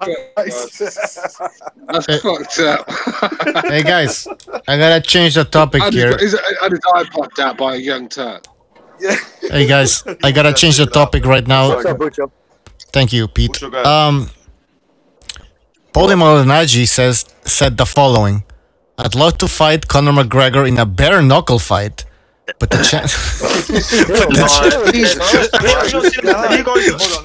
him finish. Well, nothing. It's just, but the chances are slim. Have you not seen the story of? Huh? Have you not seen this? There's a story of There's a story in the last sort of few hours, bro. That Conor McGregor, Ireland police are investigating Conor McGregor for sexual assault. Yeah, that's the story that's going. Yeah. Well, who isn't? The story that's going around. Who isn't being accused of sexually assaulting somebody these days? I don't know anymore, man. Everybody's getting sexually assaulted. They're gonna have to wait until that fucking restraining order's up, didn't fucking McGregor get like a 2-year restraining order on him? Just look at a girl. You just look at a girl and get there's always weird stories. No, I'm talking about Malignaggi. Fuck him. Yeah, he had that situation with that girl. But no, he was dude, it was creepy, dude. He was like fucking shadow stalking him on Twitter. Yeah, he was showing up places where he was at. It was getting really weird. That's probably what's happened, man. Probably Malignaggi's probably been the one who's reported for sexual assault. Who fucking Mike? The situation you're talking about over there? I don't understand. He's got a steady thing with Showtime, right? I mean, he's not everybody's favorite. Maybe not my favorite, but I mean, he's not going anywhere. Let's just say it like that, right? That's steady. Steady with Showtime commentary. Yeah. Okay. I mean, he ain't going nowhere. Even whether I like him or not on there, he ain't going nowhere. What the fuck is it always with the McGregor shit? McGregor doesn't even. He just wants to pay. Do you know what I mean? Even if that was you know what I mean? That's all it is. He just wants the money. McGregor's peoples put that video of him beating the shit out of him in All right, yeah, that happened. Right. He put it up. Right, he put it up. Okay, that's all years ago. Now this is. Aren't they? Isn't he aware of what it took for the UFC and for boxing to come together to make that fight. It was like it's like pulling teeth to make that fight. Well, that's not going to happen. Yeah, and it's not going to happen every other second. Yeah, and Paulie's not a fucking draw, dude. It's not like this dude's some fucking pay-per-view star like Floyd Mayweather over here. Neither. Paulie's obsessed with it. I can't fucking stand Paulie, and I don't have no horse. And I don't have no horse in the race. I'm Sicilian and Irish both, bro. So I don't really give a fuck. But... Yeah, I'm saying it's not like McGregor or Mayweather talking about a rematch or something. It's like the chances of that fight ever happening are so obsolete. Forget about it. It's like it could not happen. It will never happen. Let's keep bringing it up. Imagine asking Dana White, "Hey Dana, can I fight Paulie Mile?" Who? Yeah. The fuck out of here! You out of your fucking mind? I remember they used to show Malignaggi fights in the UK earlier on in his career, and I just didn't like the guy. I'd never seen him throw a punch, and I didn't like him. The minute he walked through the ring, I saw his shorts, that ridiculous haircut he had. I thought, "Who's this gobshite? Don't like him already." Gobshite. And then when I see him, you know that he couldn't punch dust off a fucking lampshade, and I ain't got no time for fighters like that, man. I like to see fighters go in there, put a bit of weight behind dude. It's a horrible style to fight, and then he's acted like a real bitch with this Conor thing. Do you know what I mean? It's an obsession, and it's an unhealthy obsession. Maybe he's gay. Years now, 2 years it's gone on for this fucking thing with him. That and the accusations about Pacquiao without foundation, I mean, I don't care if you believe it, but for him to go on and on about Pacquiao being on steroids, and I know because I know, and just never giving just to do that because you're clearly holding water for Mayweather, it was embarrassing. Didn't Teddy Atlas also accuse Pacquiao of the same thing? Sorry, go ahead, Bucho. Didn't Teddy Atlas accuse Pacquiao also of using PEDs? Yes. Who hasn't accused Pacquiao of being on PEDs? Well, that's the thing. I mean, what Paulie did a fucking Donnie Brasco on Conor, though, didn't he? Spars with Conor. Next minute, he's with Mayweather hand in hand in the gym. Do you know what I mean? Smiling away. Do you know what I mean? It was a Donnie Brasco, and I can see why Conor thought it was, weren't it? It was a right snitch. He went and told Floyd everything that happened in the camp, you know, what Conor was doing, and that's a snitch thing to do. Even though Conor done a wrong on himself by putting out the footage, Paulie, you know, if you sign up to be sparring, you shouldn't be going to the opponent's camp and then telling all. That's Donnie Brasco. He pulled the fucking Carmine Persico on him. Yeah. We've got to get that one in. According to Teddy Atlas, he got a secret email that Pacquiao was on the juice. From who? That same email had the Russian collusion evidence too, I bet. Yeah, exactly. My God. Yeah, but fucking, if that was a fucking bare knuckle fight, I'd put my money on fucking McGregor to knock that little clown out. So would I. I put an indictment on them. An indictment on them. They are corrupt. I have no problem saying it. They are corrupt. Paulie Malignaggi got beat up by Sam. What was that clip? Paulie Malignaggi got beat up by Sam fucking Egginson, for crying out loud. All right, guys, sorry to interrupt, Cameron, but people, you need to mute your fucking mics if there's background noise. It's getting annoying. What is that? Not me. What is that? Can't do that. Can't do that. You can't be in charge. Someone's always got music on. Yeah, all right. Cameron, you want to say something? If not, we're going to move on to Johnny Boy. Oh, what the fuck were we talking about? Yeah, what are we talking about? I don't know. McGregor and Paulie. Fucking, dude, listen. No. Paulie's a fucking loudmouth. Oh, sorry. No, sorry. I recognize we're talking about that Teddy Atlas email that he received from an unknown source. Yes. Was that the clip you were playing? No. That's something. That was after the fucking Golovkin fight when he was melting down on Islam. Yeah. Oh, okay. Yeah, fucking Paulie's got fucking evidence of bullshit, just like he watched fucking Buzz Aldrin walk. No, that was Teddy Atlas, Johnny Boy. Teddy Atlas claimed. Teddy, you know what? I can't believe he repeated that shit. I can't believe he repeated that if he actually got an email like that. He knows the game. He knows what's going on out there. Yeah, it's. You know what? Here's my thing with Teddy Atlas, man. I said this a couple of times. I respect him. Like, if there's a robbery in boxing, like if somebody gets ripped off on the cards, he calls it out. But at the same time, this dude is always shitting on Pacquiao. He's always shitting on a couple of guys. So I'm kind of fucking maso menos with Teddy Atlas, bro. you know. He once said that he did. Did you what he said in the corner when he was in the corner for DeGal against Eubank? The camera zoomed in and he was doing a talk. And he was going to DeGal. This guy's a fucking pussy. Go in there and beat him up, man. He's useless. He's a pussy and all that. I just thought, fucking, there's no need to be disrespectful like that, Paulie. I mean, you'll want to talk, sort of thing. So I mean, so he has got a nasty little side to him, that fucking Malignaggi. Oh yeah, he got his fucking face slashed when he was in the joint, for Christ's sake. He's manic. You can tell the kid's bipolar. You just look at his personality. You ever see the videos of him walking around his neighborhood? He comes into a bar and then he's all fucking manic and acting like a knucklehead and shit. It's insane. Decent. He's had decent. You know what I mean? I guarantee he's bipolar. Fucking. So when he's in his lows, he gets all nasty, and so it's always different moods. It's crazy. He's had a decent air transplant. I maybe recognise you should take some tips. Oh shit! Every time going after. First of all, Cameron. All right, that was a cheap shot. And I don't have to worry about it. I shave it all the way down for a reason. It can still grow. Just so that you know. Cameron, you want to talk. Cameron thinks he's fucking a guy from the L'Oreal advert. I was going to say, Cameron, dude. Guys who rag on. Yeah. With his I'm a young stud in my prime. That's all I'm going to say. You're looking pretty hip there. Oh, sorry, Jimmy. Oh, Jimmy. Thanks, bro. Jimmy, his girl paid for that. I mean, he's got a good look going on there, but let's just sorry, let me just confirm. I bought this jacket before I even fucking met her. Let's get this out there. Disclaimer. I don't believe you. I'm sorry, I don't believe you. Cameron. Cameron. You look like one of the fucking Totorina's fucking hitmen with that shit. I'm in Rico Iglesias, mate. You know what I mean? Oh man. Yeah, he looks like Julio. Stu, you said that jacket was nice the other day. Stu, you comment that jacket the other day. Let's not forget that. No, but I like the jacket. It looked nice when Frank Warren was wearing it. Fucking wanker. I'm gonna start calling Cam fucking Pinot Greco with that fucking glass. Yeah, Cameron looks a bit Cuban. He's fresh off the boat from Cuba. Looks like the most interesting man in the world. That fucking head. We only had the same color jacket on in that commercial. Cameron is Cuban. I knew it. Yeah. Well, before that, he was saying that he was Syrian. It's like Cameron Diaz, isn't it? I get pachanga with. I'm not having this. I get pachanga with throw him in the trunk like the old days, Papi. Be fun. Yeah, that's Carlito's way. Cameron kills communists for free.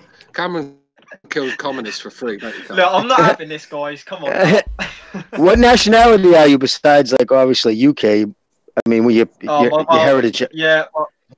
Well, my auntie is. A lot of my great sort of relatives are all from Spain. He's Cuban. Come on, put it out, goddamn. Bit of fucking half Scottish. Fucking. You're from that trailer park where Brad Pitt snatched the gypsies, the fucking pikers. Listen, if I'm the youngest looking Cuban ever, I mean, at least I actually look my age in a Cuban. You know what I mean? Fucking hell. I don't know about Cameron, I've heard you like 60. Is that true? Deep down, yeah, he is 60. The fucking white Rican like Danny Garcia. Hey guys. He's an airline for 60 years old. All right, we gotta switch it up a bit here. Lamont Peterson got stopped by Lipinets. We talked about it a little bit, but you guys weren't here, or most of us, you weren't here. So I want to hear your thoughts on that fight. Who wants to go first? I will, Bucho. Let me get my 2 cents out of the way. Go ahead. I thought it was actually a very damn good fight, bro. I thought it was a very good fight, but you know what? I don't have nothing against Lamont Peterson. You know, he pissed dirty that one time or whatever, but you know, he's a humble kid, bro. He's like Danny Jacobs, bro. Like, he's not like Adrien Broner talking out his ass 24/7. So he got knocked out, he retired, but it was a hell of a good fight, I thought. That's just my 2 cents, though. Yeah, Johnny and I were on the hangout on the board during that fight, and I don't know, man. You know, that fight, Lamont Peterson always struck me as a guy who had boxing skill and a decent motor. inevitably has to get in that fucking pocket and stay in that pocket. I have no idea why. He didn't really possess the power. Even at 140, he didn't really have the power to just to stand in there and bang like that. You guys saw that fight. I mean, it's like he took the same shot from Lipinets 6-7 times, that flush straight right hand. And then at the very end, it's just like the last, something just did it. That last little hook that Lipinets threw just knocked him fucking silly all of a sudden. Maybe he was concussed early on in the fight, and I mean, he took a lot of punishment. And like we said earlier on, I don't want to repeat that, but I think he had no choice to fight because Lipinets was just coming forward and putting it on him, and he had to fight to get Lipinets off him, and that was playing into Lipinets' hands as well. It's just a man that's when the body shuts down. When you get to a certain age, I mean, Recognize will probably. And Jimmy, they'll agree with this one himself as well. When you get to a certain age, the body just can't do what it used to do. As you look at yourself in the mirror, you still think you look good. You still feel fresh, but the body just don't do what it used to do. And I hear you on that. And here's another like a thing of advice when it comes to fighting a guy who's a kickboxer and he could box. Also, never fight him in the pocket, bro. Yeah, you saw that Matrix. He just sat down in there and started trading with him. Like fucking. You can't remember the kid is a kickboxer too, so he's used to that stance. He's used to standing in that in that perfect. It's easy to convert to boxing. In other words, is what I'm saying. It's easy to just throw punches in that stance. And man, like I said, man, I don't think Lipinets is a great fighter. No, I really enjoy the way the kid fights. Was this his first fight at 147? 147. I agree. No. It might be a big mistake. I see him losing to all the top guys, but he's an exciting fighter to watch, bro. At least for me. He's consummate pro, He's in the gym. He works hard. He gives it his all. He never gives a boring fight. But I think 140 is where he should stay because he's not going to be able to square up and walk in the way like that. Those, someone like Spence would just tee off on him. Hey guys, Joe Lopez. He was smaller than Peterson. And he landed that right hand very, very flush early on in the fight, and that didn't really even do much to Peterson. So, Joe Lopez in the chat. I thought you were finished. Go ahead. No, that's all right. Put your ass back down to 140, Lipinets. Guys, hold on. Joe Lopez in the chat is saying, "How about what the fuck's that noise, guys? Come on." Somebody I'm just moving my weights. I got him. Yeah. All right. My weights. Hey, hold on. God damn it. Shape 1 year before his 50th birthday. I'm going to start muting people. All right. Joe Lopez in the chat is saying, how about Lipinets versus Adrien Broner? What do you guys think about that? I think that would be a great fight. No, for fuck's sake. You muted me for that shit. I didn't mute you, but I will mute you if you continue. Lipinets would beat him easy. Man, I need to force my way into this conversation nowadays. I think Lipinets would beat the shit out of Broner. He'd run off on his treadmill. Broner, it's just the wrong fight for him. It's a terrible matchup because Broner doesn't do anything, and Lipinets would keep coming. He would just, he'd eventually probably stop him, but he would definitely just beat him up. I mean, Broner's just, I mean, I don't know. Maybe I'm not, maybe most people don't think like me, but I had no desire to ever see that fucking zip ahead in the ring again. None. Now, Spence got a lot of credit. Bring Broner to conversation. All right. So Spence got a lot of credit for defeating. So Spence got a lot of credit for defeating Lamont Peterson, right? Does this fight where Peterson lost again? Is this gonna take away a bit of credit for that Spence? Yes. Interesting. In my eyes, it does. Absolutely. Because listen, I'm pissed about fucking. Can I just go on my little thing about that? Spence getting the credit he's gotten. How the fuck did he's ahead of Triple G and fucking Kovalev on Ring Magazine's. They just bumped him up past them. It's ridiculous. It's political, ridiculous. It's just, but you see what I'm saying? It's like the size disparity was the biggest in that fight, and yet when Loma and Triple G did it, not only didn't they get any credit from anybody, but they got scorned. And all of a sudden they put him up on a pedestal, and his only other win they could really point to, is fucking Lamont Peterson. Well, no, we also got Brook, but Lamont Peterson, man, I thought he was shot 2 years ago. His heart just wasn't in it. But good for his corner, by the way, is that's how you look out for your fighter. By the way, too, that kid. Yeah, that's he had that towel coming in before he even his ass. Yeah, he had the towel coming in before the ass hit the ground. That's ridiculous that he should be ahead of Triple G and Kovalev. Disgusting. Yeah, Kovalev. You know, you got to remember, these dudes were dominant champions for years on end. That was Ring Magazine fucking capitulating and getting the LDBC happy. That's all it is. Yeah, because the LDBC's been really noisy about being excluded. So they figure, so you get your fighter in there when he doesn't really deserve it, just so you can say, oh, look at how he's ahead of Triple G. When anybody who knows anything about this fucking sport, I mean, you look me in the face and tell me that fucking, and I don't even do pound for pound lists. I think they're stupid, but just to say that you would say he's a bigger draw or he's ahead, just pound for pound. That's just insane. You know what, Jimmy? I told Cam that a couple of shows ago. I says I got like 6, 7, 8 guys that I feel are the elite fighters. Like I don't order them, I don't make an order out of them or nothing like that. But that's ridiculous, dude. Triple G dominated the division for fucking years on end. Same thing with Kovalev. We're fighting the top guys in their own 3 times a year. 3 times a year in their own weight class.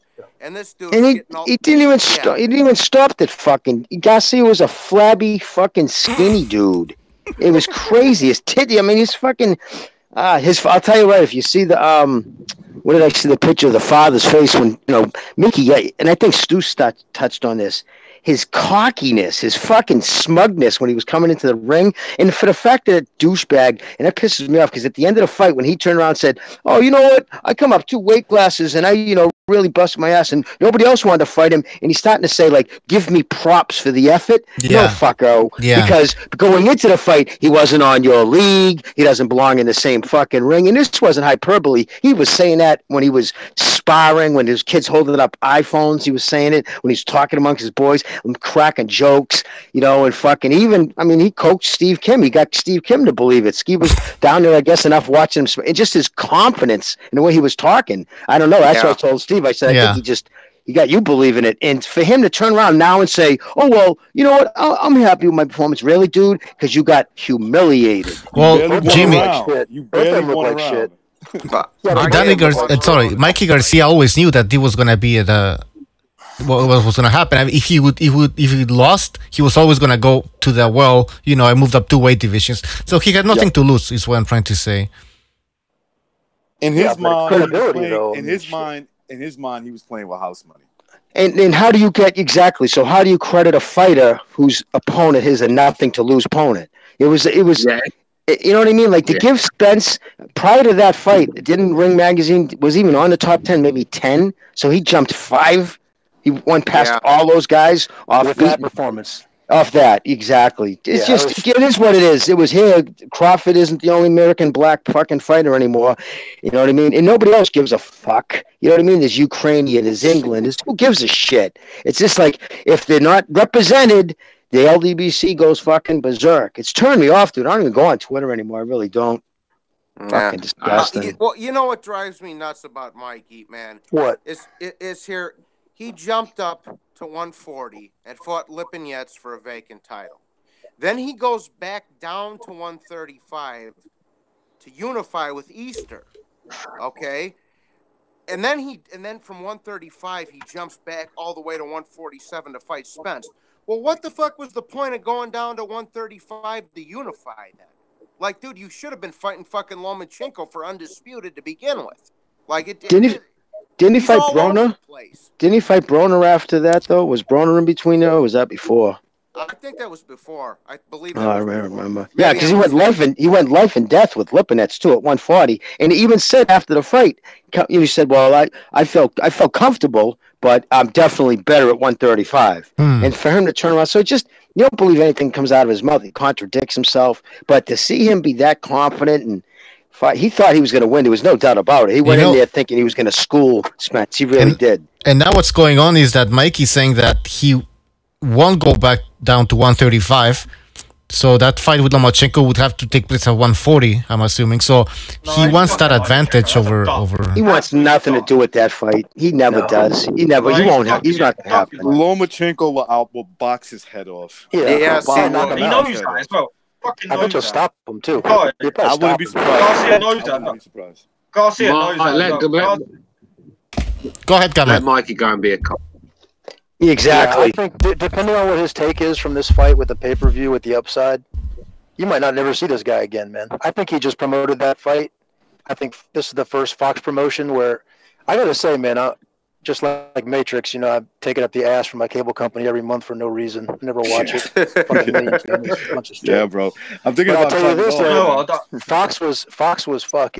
Fox was railing that promotion. I'm talking about, you know, whatever their little 24/7 little knockoff show they got is, you know, showing prior fights, showing past fights from each one. They were promoting the shit out of that. It was their first pay-per-view. That's why I believe it was their first. And they got 50% of that. They did a damn good job with it. You can't blame Fox. You have to give Fox the credit. You can only. Has anybody seen the numbers yet? Oh, sorry, Stu. I heard some big numbers. You can only deal with what you got. You can only deal with what you got. At the end of the day, Fox have put everything into it to try and build it up. They're doing the right thing.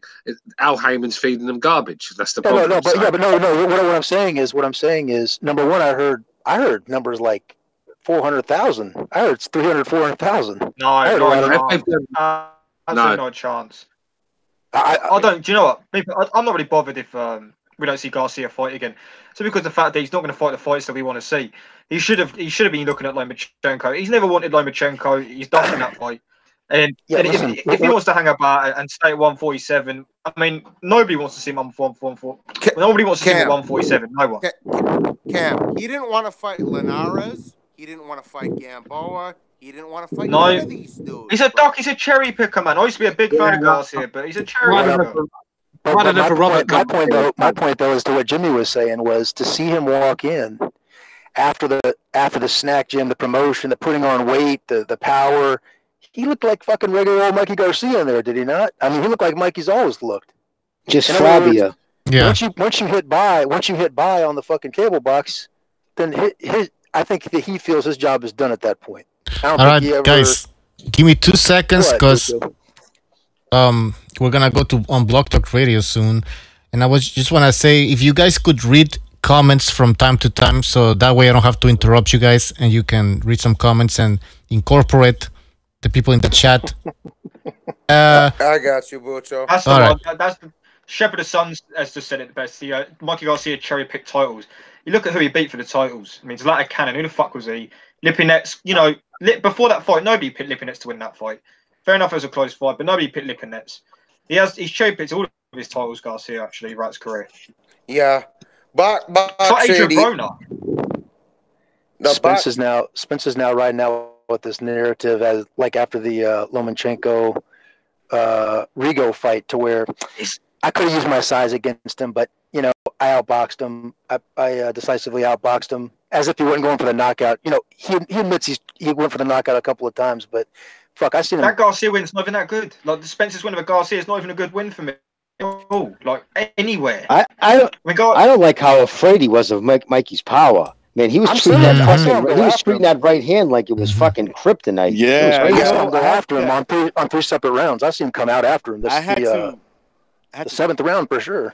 I had to rewatch that fight, and I said to myself, damn, there was times where he looked like he was afraid of the power, you know, like he let him off the ropes a bunch of times. Somebody put a video I saw on YouTube. I'll try to find the link to it, but it was a kid who put it together, and he broke it down. It was like 6 or 7 times. Easily could have, you know, he kept him to get in there, and Mickey was putting his back and let him just step out to the side because he didn't want to jump in. He was. I don't think his mid-range game is as good as his long game. That's for sure. I'm starting to think Pacquiao will give him a better fight than most people think. To hear important instructions. Hold on, guys. Hold on. Your show will go live in 5 seconds. 4. Please 3, come over here and 2, my bean. 1. Close my face in 3, 2, 1. Blog Talk Radio. Look. Hold on. Blog Talk Radio. All right, we're live on Blog Talk Radio. Welcome to the show, guys. All right, hold on, guys. Jesus Christ. He dropping dishes, and then he goes, "No, sorry, I was lifting. Sorry." All right, what the fuck? All right, guys, hold on. So what are we talking about here, so people who just started listening on Blog Talk Radio can understand? We're talking about Mikey Garcia in his career. In kind of like Mikey Garcia, he cherry picked his titles and the Spence fight and things like that. In 3, 2, 1, please sit. In 3, 2, 1, please sit on my face and put your tongue up my twat. But I think Johnny Boy's losing it. Very, very quick. I thought somebody called in and said that. I was like, what? Yeah, I know, man. I was like, what the fuck's going on here? I'm lost in translation right now. I'm speaking in codes, man. Yeah, can we confirm? Nah, we need to figure out who that fucking caller is that keeps calling in with that fucking fake. Oh yeah, the hillbilly. I checked the Bucho, you know, Shepherd of Sons. No. Shepherd of Sons said it right in the comments. He was like, Bucho never reads out the fucking number. No, you know it is Bucho. No, I'll check the number. It was 407, I think. Something like that. Yeah, but you know, you could spoof your number, man. That's easy. Hey, Bucho, let me ask you, dude, at Blog Talk Radio, I know on some of the things, you can't, like somebody just said, stick your tongue up my, whatever. But now some of these sites, if they get language like that, they'll flag it, and then you don't get any algorithms. They don't promote it. Yada yada yada. So I would just say on this platform, I don't know. Maybe we should keep the nasties for at least 10 minutes, so maybe they stop listening. I don't know if they have a computer check for it. Yeah, I was just reading that the other day. Well, that's my bad. certain words, I guess, is like certain words, is like 20 words that they flag. Yeah. Well, you know what the number one is? The number 1 and 2. Number 1 is FAG. I don't even want to say it, and then the other one is RETARD. Yeah. That's the number 1, 2. They flag. I think the other one is KITE. I think one of them's COC. That's why they just say that the JQ now. Everybody says JQ because of algorithms. That's a true fact. What you just said. People are saying JQ, the Jewish question, instead of, Nobody wants to talk about them. I don't know who you guys are talking about, and I don't want to talk about that. Yeah, exactly. But I don't want to. in the chat. I didn't mean nothing by it. Bucho. Exactly. If you're listening to us, you can call in. The number is 657-383-1147. Feel free to call in. I got to start calling Tank Davis Giovanni Davis after Jimmy said that. Giovanni. They have it. I don't know any Giovantes. I know a bunch of Giovantes. But if you pronounce it as Gervonta. Yeah. Right? Yeah. That's how it's spelled. Gervonta. Like Giovanni, Fanta. Like Fanta. Giovanni Davis.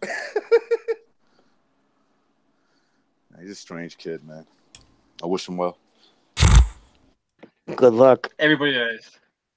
It's funny. I don't know how some of these Americans name their kids. I think they just get a Scrabble board, just throw all the fucking numbers, and whatever comes up, they name their kid that. Because some of the fucking names. What happened to strong names? What happened to strong names like Frank?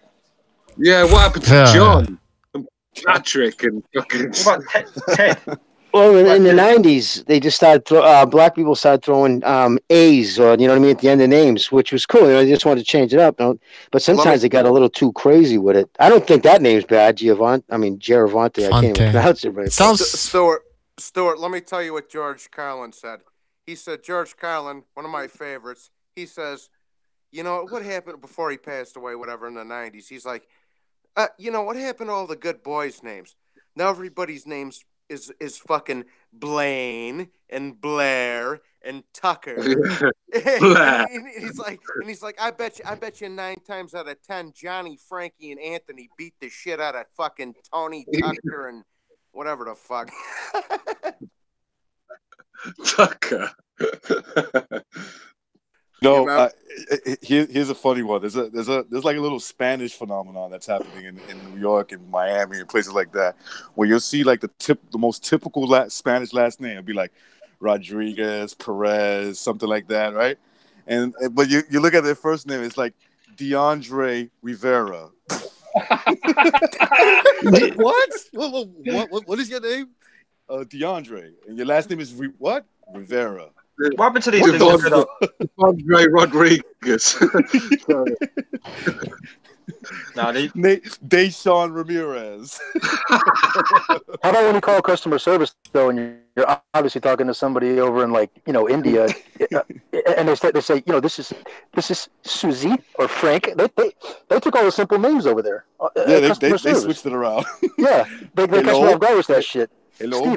my name is Frank. How can I help you? My name is Steven. Like, you're Steven, all right. Really? Yeah, we need more. It's like England.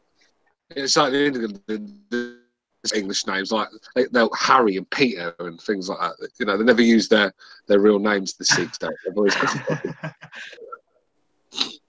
Yeah, that's true. Yeah. I'm reading the news here, and I'm not finding anything. I'm reading the news, and there's nothing at all, man. There's like the Malignaggi challenging McGregor to a bare knuckle fight. Bucho. Yeah. Bucho, start over, baby, because you're breaking up. Hello. Jesus Christ, we can't hear a word you're saying, Bucho. Can you guys hear me now? A little bit better. No, it's gone to shit. All right. Somebody's going to have to take over. Stu, you take over. After show, the best internet in the game with a bamboo stick. We need more American names like Stephen Paddock and Ted Bundy back in the game. By the way, need some more names like that. Gonzalo's on the line. Gonzalo, are you there? Oh, jeez. Yeah, you're breaking. We need some old-fashioned American names back, like Ed Gein and people like that. Yeah. my fucking name's Wednesday, boy. Yeah, I'm here. Yeah. My name's John Keg with beer, like the end of beer. It's German. Fuck. Everybody fucking normal fucking name. People in the chat said they can hear Bucho. What are you saying, like? Breaking up. Bucho, you there? No, BDA. It sounds like he's talking to a crazy auto-tune thing. You know what I mean? He probably spilled wine all over his keyboard, all over his computer. He sounds like he's performing a reggaeton song. How do I sign now, guys? They use auto-tunes now. Sound fine now. Hello? Lady Gaga song. Bucho's back now. Yeah, he sounds fine now. All right. Gonzalo, you there? There he is. Yeah. All right. Welcome to the show. Anybody in the chat, Gonzalo? if you want to call in, you're free to call in. If you want to bring a certain topic to the table, you're free to do so. Because there's really nothing to talk about. I can't read the chat. That's why I'd read it out, but I'm not ignoring it. I just can't read it. Every time I try to set it up, it fucking Jimmy shows me out. Just click on my. Yes, no! Oh wait, it's gone. Fuck! Hold on.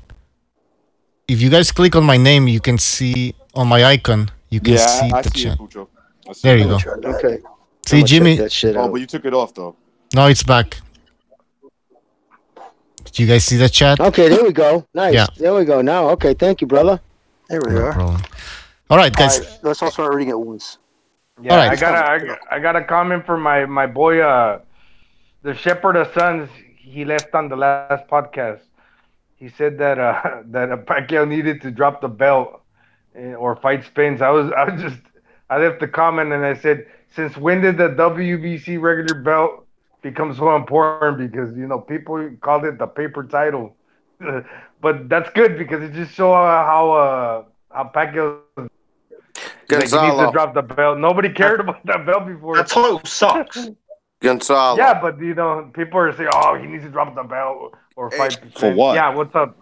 Gonzalo, nah, I said, you know what I said, bro? Saying any of that bullshit is stupid, bro. Because he's 40 years old, for fuck's sake. Just let him go out banging how he wants to. It's fucking Pacquiao too. Coming to drop the belt. Yeah, but to me, I'm not saying it's bad. It's a good comment because it just shows how relevant he is. One thing I have to say, guys.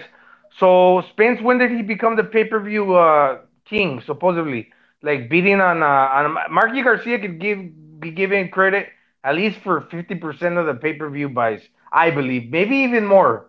So he's riding off the coattails of that, and what's fighting a smaller guy now. He wants to fight another smaller guy. It's all fair and game, but yeah, it's quite embarrassing, Gonzalo. Because at the end of the day, when you look at who's in that 147 division.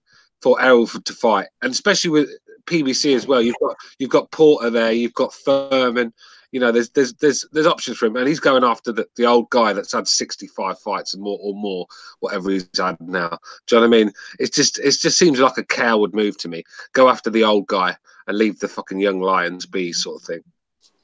I don't think Pacquiao might not have any control over that poll that goes up like that. I mean, PBC typically. Yeah. Oh no. He that's in his contract. Believe me, he wouldn't have signed that. He would. It's in. Excuse me. He wouldn't have signed the contract unless he had full control over where and who he was fighting. Like he'd have last say. There's no way at this point in his career would he have been. And I was already told. Yeah, no, for sure. That was part of the problem with Bob. Even with Arum, that was a sticking point with him and Arum. I understand that he's not gonna relinquish complete control. I'm saying, has Pacquiao in the past ever put up some kind of a poll like that for fans? I never seen that before out of him. You know what? I don't remember doing that. They were talking about how this was a no win-win situation for Spence. I don't believe so, and I think Al Heyman is a very wise man, because look, he fought in Dallas in Texas, where there's a lot of Hispanic fans that were there to see Mikey also, but Spence being the local guy, he kind of did a transition to where, okay, maybe he did get Mikey's fans after beating him thoroughly. So that was a good move, because he was slated in there to fight the smaller guy that he was, most likely there to beat, which he did. He proved to do a good fight, but against a smaller guy, okay, give him credit. But so then he now, he got the fans from the Mexican fan base. Now, what is he gonna do? He was supposed to fight a Pacquiao. That's what they wanted, for him to fight the pay-per-view king, and get his fans also. That's smart moves, because he's fighting two small guys with the guy that's a big welterweight that fights. He's got power, but he's really consistent through 12 out to throw. He's really consistent to within 12 rounds. To fight anybody, but to fight smaller guys, you would give them the edge to beat them. So, I mean, that's very smart, because you fight two guys that have a lot of fan base, I think you look like shit. So, does anybody know the numbers, like the exact pay-per-view numbers, how many they sold? They're not out yet.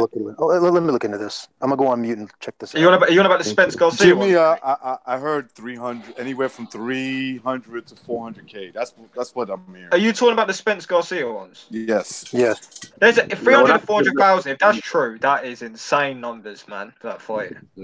That's good numbers. Yeah, I'm shocked if it's that high. I'm down with Mikey Garcia as well. Whenever anyone mentions a fighter to Robert, he's like, he's a good fighter, but he don't want it with Mikey. Yeah, not good enough for Mikey. Mikey's too good for everyone according to Robert Garcia. I think he needs to take a step back, and they need to look at their career. Where are they going to go? What division are they going to serve in? You can't, when you're not dominant in any division, you can't keep going up and down, because it's meaningless. I can understand it if you're dominant. If you're the champion in these divisions, keep going up and down, defending your belt, so be it. But come on, man. This guy cherry picking, man. Cherry picking. How much? Yeah, and I don't want to read off a bunch of that tournament as well. That tournament, that 140 tournament that was there for him to enter, could have fucking made himself a superstar winning that, man. Made a lot of money as well. Could have made a lot more money than what he would have done against Errol. In the one-off fight, he's made more against Errol, but in the tournament in general, after the 3 fights, he'd have made just as much, if not more. Got more recognition for it, and it'd been on the pound-for-pound list and all sorts. And everyone would be talking about how great Mikey Garcia is, but right now, no one about the guy. But you can't give credit for. It's like going to battle at war, and because you survived, you got your ass whooped, because you survived and you're not dead, you claim victory. It's that's ridiculous. Do you know what? Got your ass whooped every round. Back to the drawing board. He just doesn't like boxing, does he? Like we spoke about this before. He just doesn't like boxing. Like, he just wants to get back in, get his money, and get out again, and that's what he's doing. Doesn't want any of the tough challenges, he just wants to make the money quick as he can and get out. Yeah. He could have proved to be one of the greatest 140-pounders of this era, if not of all time, if he would have taken that tournament and beat the Buchanan kid. What's it? No, not Buchanan, but Taylor. He reminds me of Buchanan. Yeah. Pro Gray. Yeah, there's Pro Gray in there. There's Baranchik in it. Relic as well. Relic Taylor. Yeah, I mean, if he'd have gone and won that, then I would have had him on my pound-for-pound list. He'd have deserved to. Who are you talking about? Ramirez? Mikey. No, Mikey, but Mikey. The Taylor guy, and the Prograis got the 140 pound division belt, and then later fought Ramirez. Not saying that he's any better than Taylor or Prograis, but I mean he's a good fighter too. Hey, Buchanan was a Scottish fighter, Stuart, from back in the days. Yeah, you're on about Ken Buchanan. No, he fought in the 70s. He was good. He fought, from the 70s, Ken Buchanan.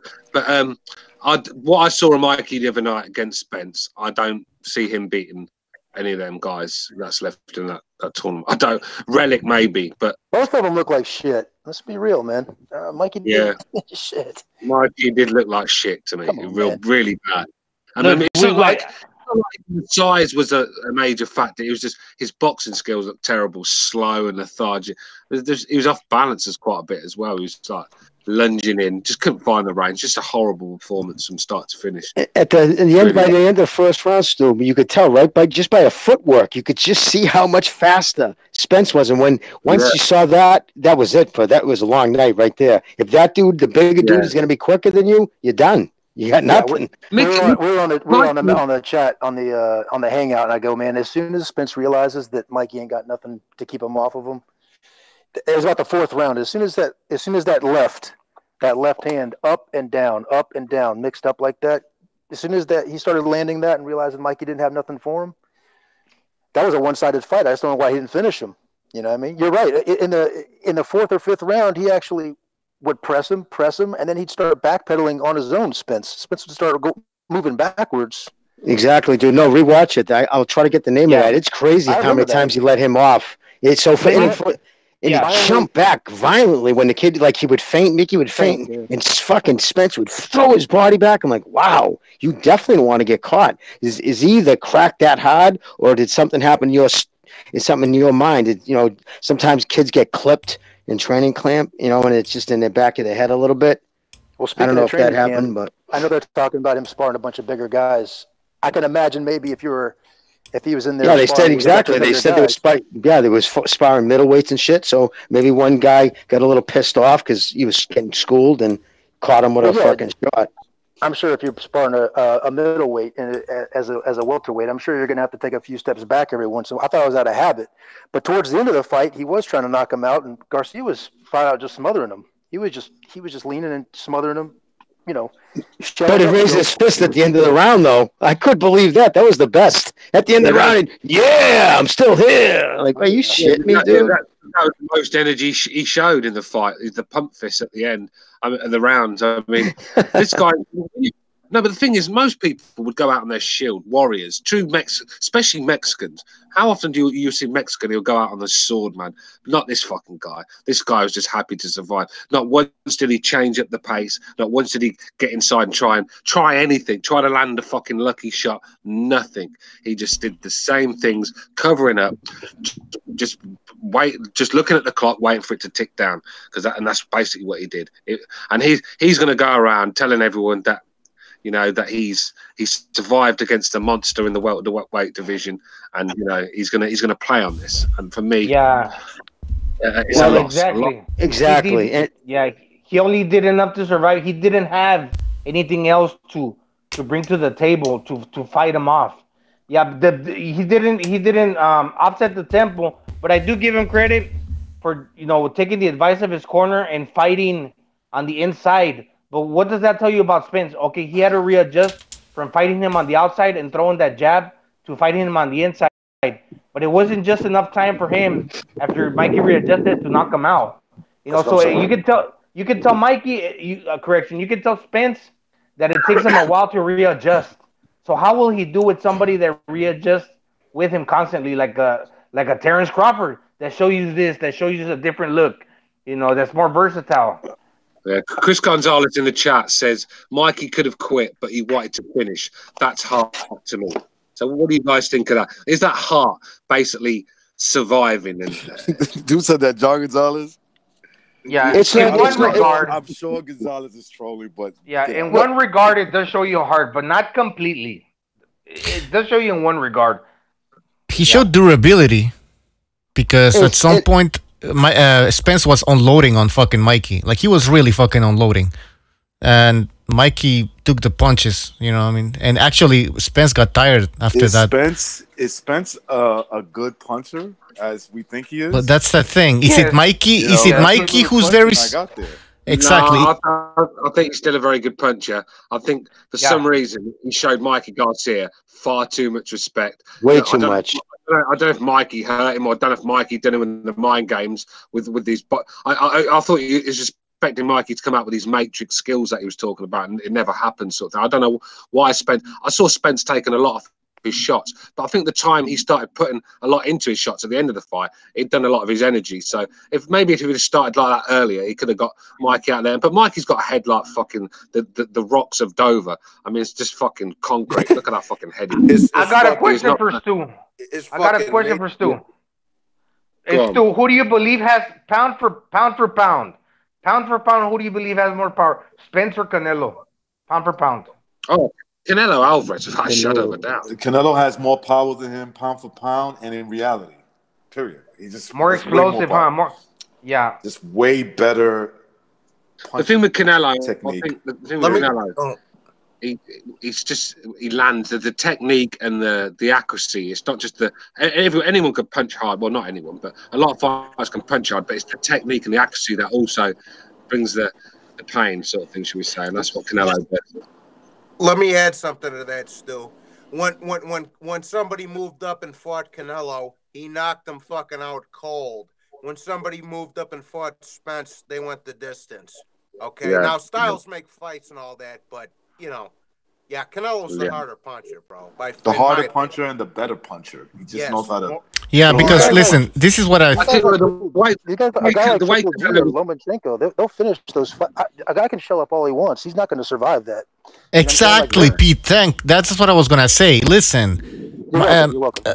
I remember Pacquiao. I mean, he couldn't stop Joshua Clottey, who was shelling up. But this guy, Joshua Clottey, he was a real welterweight. He was really muscular.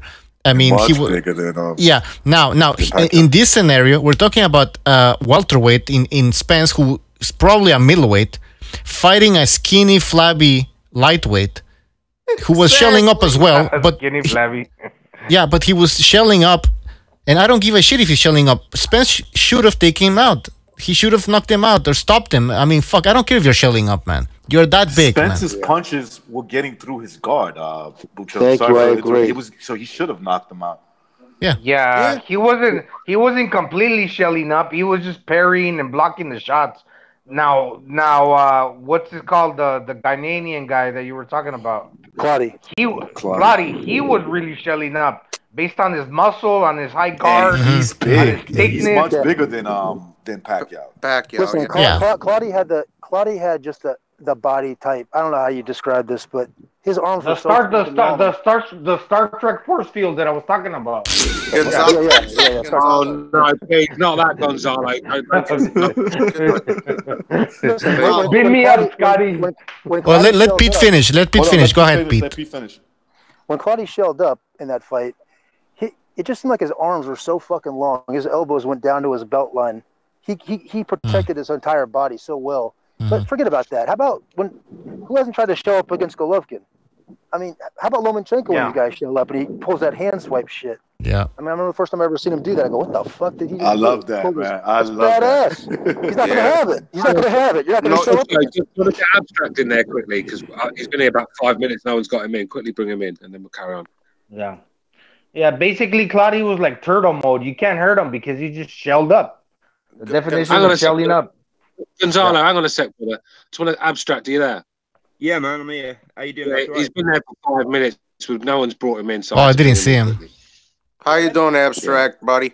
All good, man. All good. Yeah, kind of agree with what a lot of you are saying. Just at one point on one Gonzalo was saying when I first joined, this like about 5 minutes ago, I agreed with one point and disagreed with another. Like he said about that, like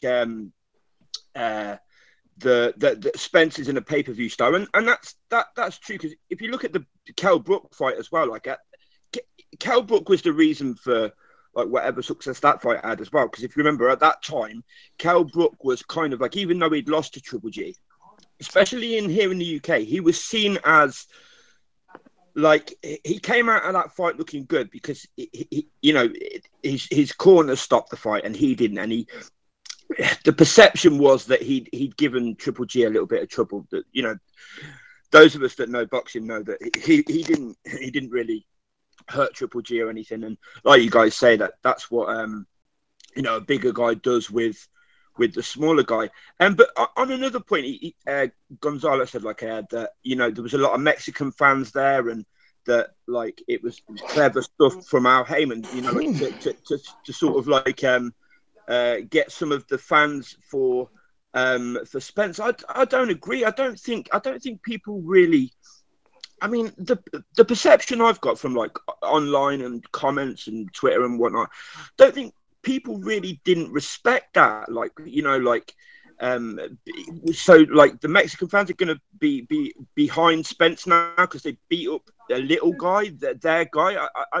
I don't buy that, and I think like he has come out of this badly, Spence, because like Bucho was saying, like there's no reason why he shouldn't knock him out. And I'm not saying Spence don't have power; he clearly has power, but I don't know if we have to question now whether he's got this monstrous power that, like, well, I'm sure he has, because he even said in the interview after the fight he was trying to knock him out. Because some fans were saying, "Oh, he could have knocked him out if he'd have wanted to." Spence himself said in the interview, "I wanted to knock him out." Like, Abstract. No, and I give him credit for being honest, for saying the truth. I don't think it's more so the Mexicans; it's just the Texas Mexican fans. Abstract, bro. Which is a big state. Go ahead, Johnny Boy. I'm sorry, Recognize. No, go ahead, Johnny Boy. Go ahead. I was gonna say, bro, like I say, when Khan moved up to fight Canelo, Canelo knocked him the fuck out. Yeah. When Brook moved up to fight Triple G, he knocked him the fuck out. When Rigondeaux moved up to fight Lomachenko, he made him fucking quit on the stool like a hoe. Okay? So, and I don't care what nobody says, bro. In them last couple of rounds, Spence was swinging for the fucking wall. Yeah. At Mikey. Yeah. He was That's why I hold some of that body work was like really good as well. Like, that's the one bit of credit I do have to give Mikey. Like, I don't give him a lot. I agree with what you guys are saying. Like, there's not really that much sort of like in sort of like surviving and whatnot. But he did have to take some fucking shots, body shots and that as well, and headshots. So like, all I was saying is just somebody needs to mute there. Somebody needs to mute that. All I was saying was, let's not start fucking fondling Spencer's balls for going the lightweight. That's all I'm saying. Well, here's the thing. This is the reason why it's foolish to put Spence's performance against Mikey over Canelo, over Triple G, over Lomachenko, and this is why. This is exactly why. When they were met with a challenge, and it's not really a challenge, it's the little man trying to test himself or maybe grab some money. When they went up and fought the guys that I just mentioned, they finished those guys. They finished them like OG style. Like, you know, like, look, you're a little man, I'm a big man. This is what happens when little men step up and fight big dudes. I respect you for showing some heart, but you can't finish a fight with me. I still gotta fuck you up. Right. I still gotta hurt you and show you that you stay in your little man's place. You see, it's not. It's a harsh business. It is a harsh game. I mean, this is at the end of the day, it is fighting. It's violence. Right? So you got to set out you got to send a statement like, no, I am not for play. I'm not a guy you go in there and you go 12 rounds with. I'm talking about the elite fighters when you have that mindset. You see, Canelo did that to Khan. Triple G, they all did it their own different ways, right? Look, Triple G was beating up Kell Brook so bad that his corner was afraid. Okay, so that's like the big, your big brother saying, dude, that's it, it's over.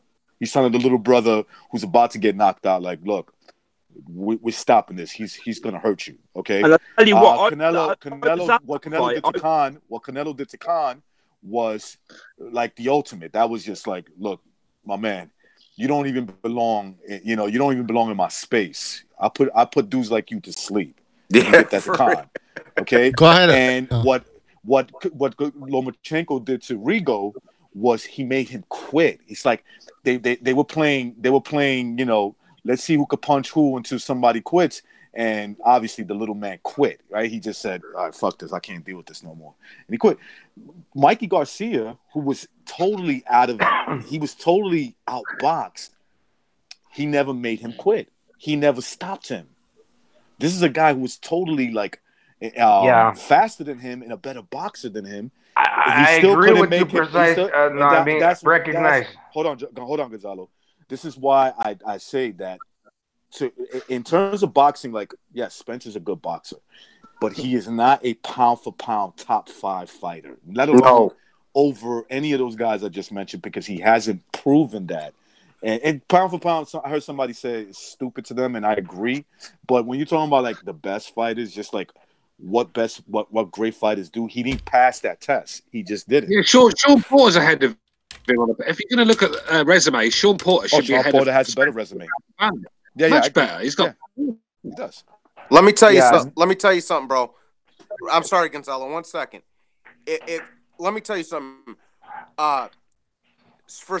Even ahead of Rung Visai is bullshit, bro. Because Rung Visai beat fucking Chocolatito twice, bro. That would be like that would be like Spence beating Crawford twice, bro. Yeah, he beat Estrada as well. I mean, exactly. So as far as I'm concerned, he's not even ahead of Estrada Rung Visai as far as I'm concerned. Yeah, no, the thing is, so the question that hold on, Gonzalo. Go ahead, Abstract. Oh, cheers, man. Yeah, I just wanted to say, like, the Spence pound for pound talk's ridiculous. I was at that Triple G Kell Brook fight as well, and there was. I was kind of like, I guess, at a 90-degree angle from Brook's corner, and it was about 4 rows back, like, and I tell you what, for about a round and a half leading up to the stoppage, there was absolute fucking panic in that corner. Like, I don't know if it's his brother. I think it's his brother. It might be his cousin. He kind of looks a little bit like him. Was there with Ingle and that, and there was it was panic stations. Like, they were really panicking in that corner. And like Recognize says, that's what happens when a smaller guy moves up. Like, that's just not what we saw here. Mm-hmm. You know, it's just not.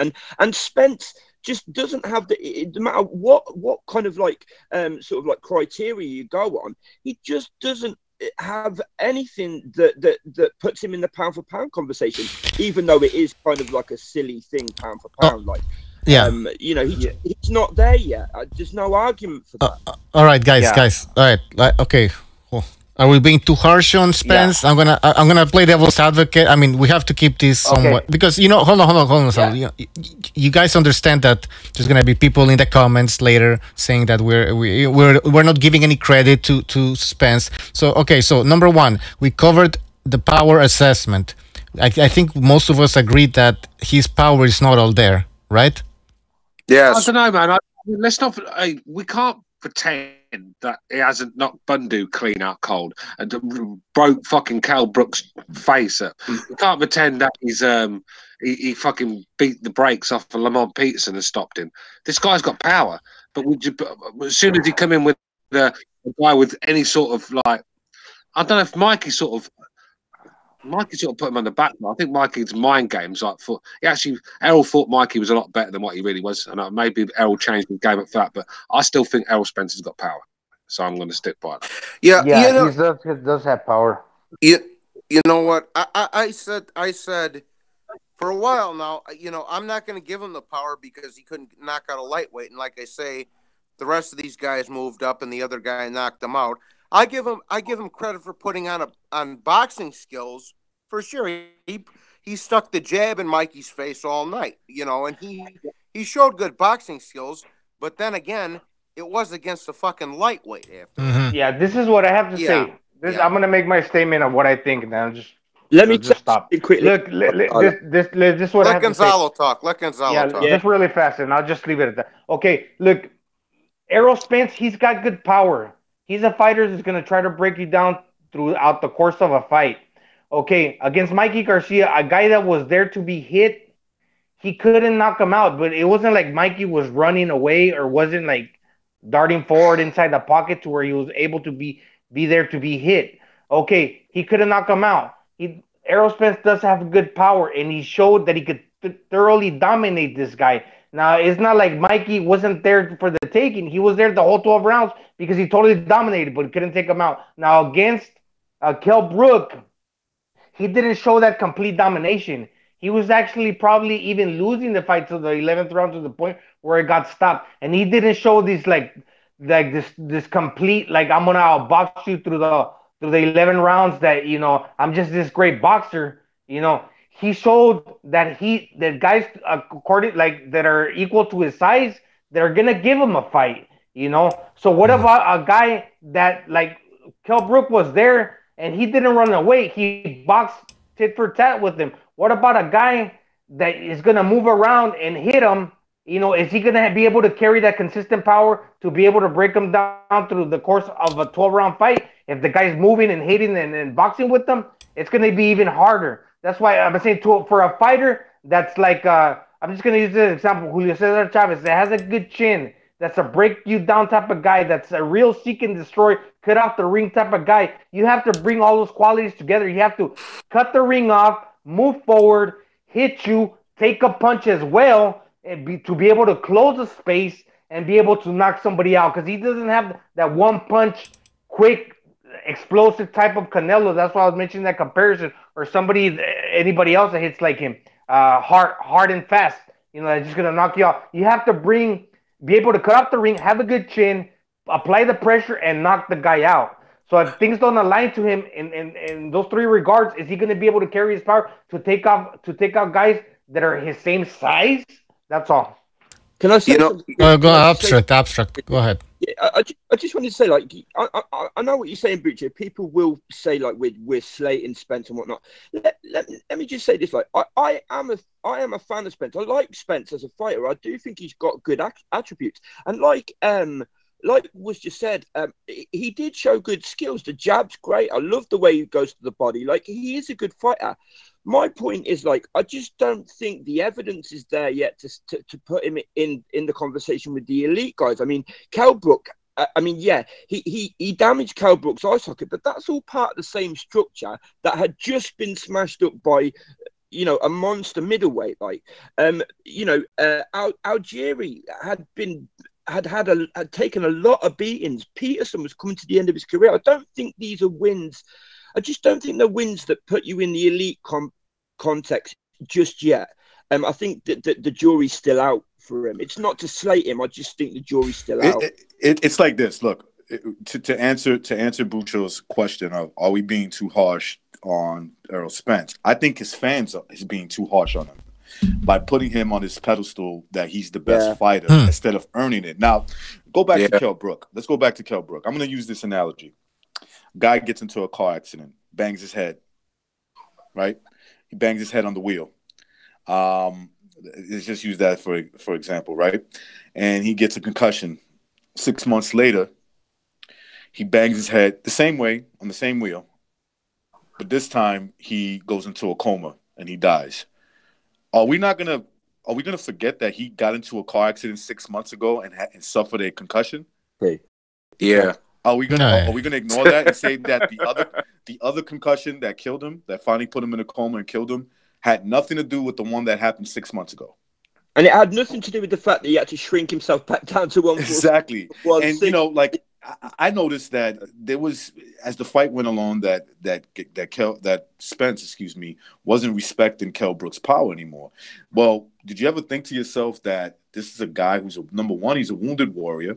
He's worried about his face. When you're worried about something and you're fighting, you start to lose energy. Okay, it's just natural. You start to lose your energy, even if you're healthy. But imagine when you're going in there in fear because you just got your face broken. So, you know, you go into this fight and you're a little worried, and then the worst thing happens, right? His face on the other side starts to tear apart. Look, it was a good win against a good fighter who was wounded already.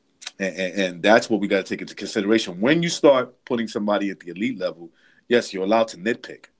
You're allowed to say, well, you didn't do it against a totally healthy Kell Brook. Now, some people would say, well, that's Kell Brook's fault. And to a degree, maybe you're right. I kind of agree with you on that.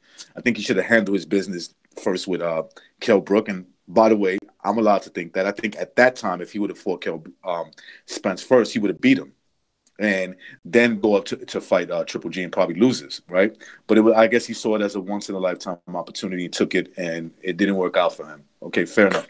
But when you start comparing, when you start comparing him to the elites and the greats, yes, there's going to be boxing fans that are going to say, wait a second, I don't agree with that. I don't agree with you that this guy belongs up there, and here's why. Here's the evidence. They're presenting to you the evidence why they don't believe that. Your counter argument is you're just a hater. I'm sorry, like you're being too harsh. Well, that's what you do when you rate guys at the very best. Yeah, exactly. Go ahead. Oh, go ahead. I'm sorry, Bucho. Well, I was just gonna say that we went to point 1, which was the power assessment. Oh shit! The power assessment. So now we should go to number 2, which is his boxing skills, and one could call them the outboxing skills. Did Spence show us something that we didn't know in this fight in terms of his boxing skills? Can I say something real quick before Go ahead. you do that, Bucho? All right. No, I'm sorry, but I was just gonna say, I remember back in the day when I was, and a lot of you guys used to box and shit too, but I'm like 5'10", 5'11", bro. I would box the spar with the Serbian kid, bro. He's like 6'3", bro. And I'd fucking hit him, and I'd be catching him, bro. But this motherfucker wouldn't move, man. Like, like it's them size differences is gonna mean something, man. Because size difference can make a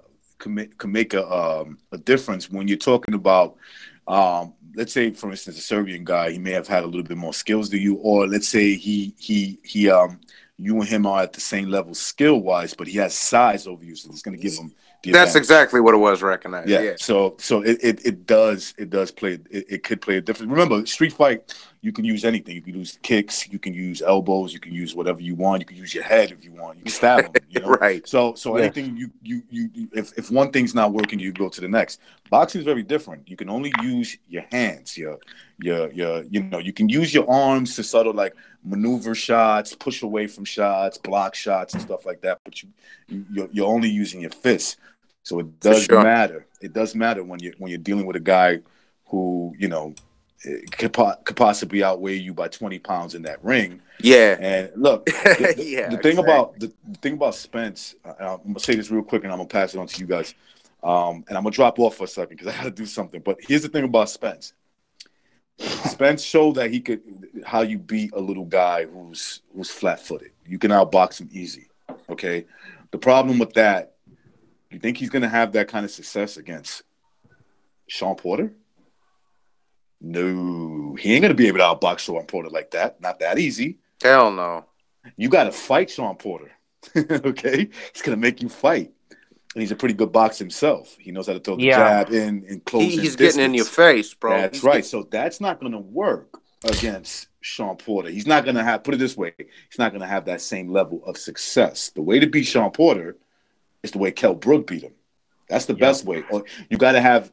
He never fought Manny Pacquiao, but if let's say he would have fought Manny Pacquiao 3 or 5 years ago, the way I see Manny Pacquiao beating him is blazing him out with speed.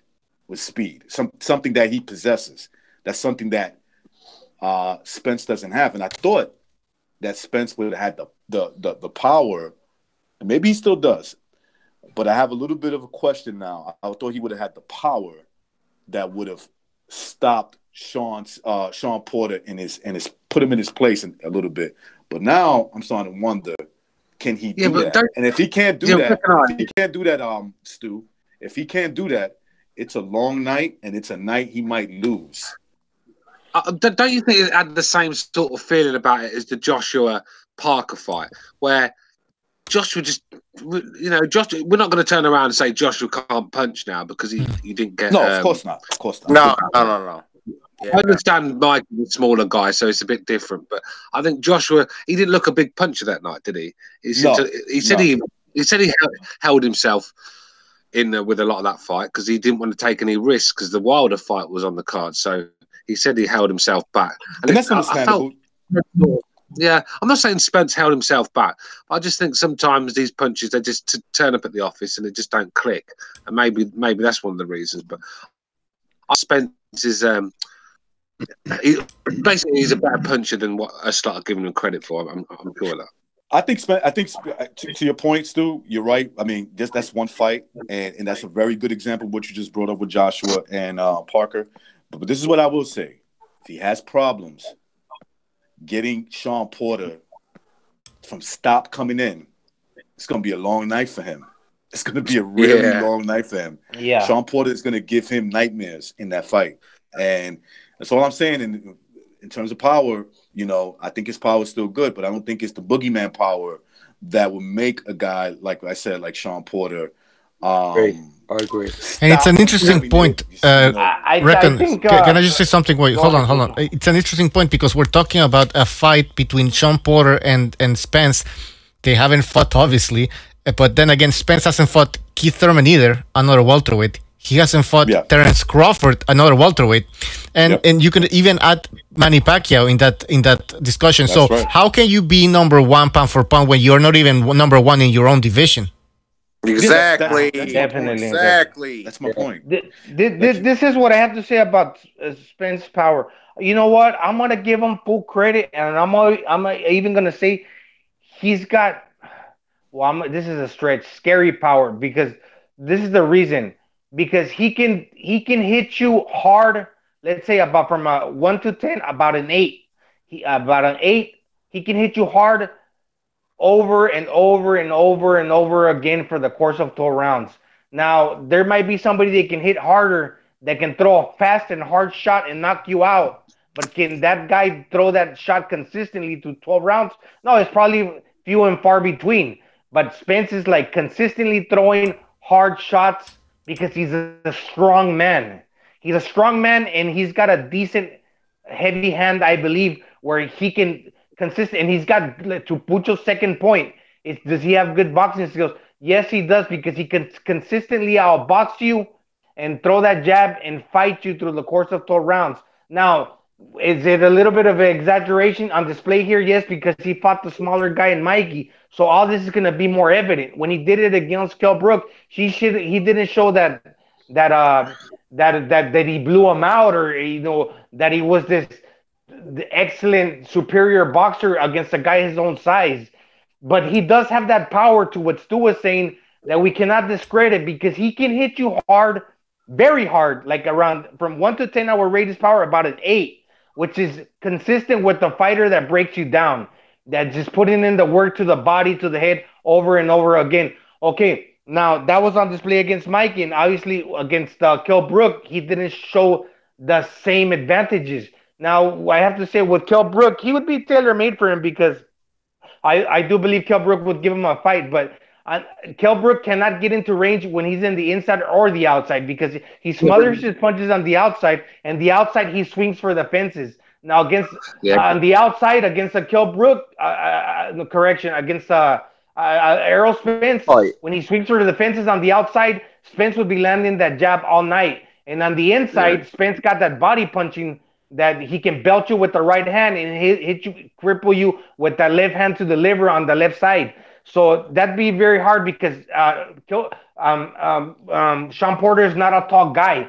So it kind of plays into the Mikey Garcia dimension factors, but I have to give one advantage to the last thing here. I'm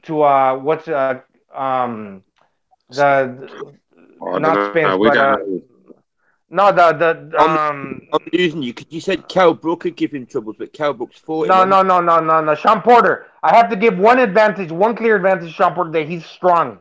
That's it. But can I just get on Kell Brook? I just want to get on Kell Brook. I mean, this basically sums Kell Brook up. Now, he actually gave Spence a good fight. He did. He was winning the earlier rounds, and he got broke down. But if Spence had any sort of character about him, he would have chased Spence for the rematch, got into better shape, settled into that 147 division, because he'd just come down from middleweight to fight Golovkin. So first fight back, probably weren't fit enough, weren't strong enough. Settled into that 147 and gone back after Spence for the rematch and put things right. But not once is he looked to get that match. Not once did he talked about 154, but Jared Hurd, not once did he, talking about that fight. I've just had enough of Kell Brook. I just want him to retire. You only have two orbital bones. You only have two orbital bones, and he's using them both. I remember the days when you used to be a massive Brook fan, Stu. Remember them days? I used to be a massive Brook fan. Yeah, I did. Can't I did. But the thing his own career by taking the Triple G fight. He's in it for money now. That's what Kell Brook wanted in these last couple of years. The worst decision he could have possibly made was take the Triple G fight. It's ridiculous. Both of them resulted in an orbital bone injury. We've seen those fights before, like that Angulo fight. Once you get your orbital bone cracked, that's a wrap. You're done with that fight. Margarito, yeah. I mean, we're done. He did that. In other words, what I'm saying is, I think maybe Spence gets too much credit for that Kell Brook fight.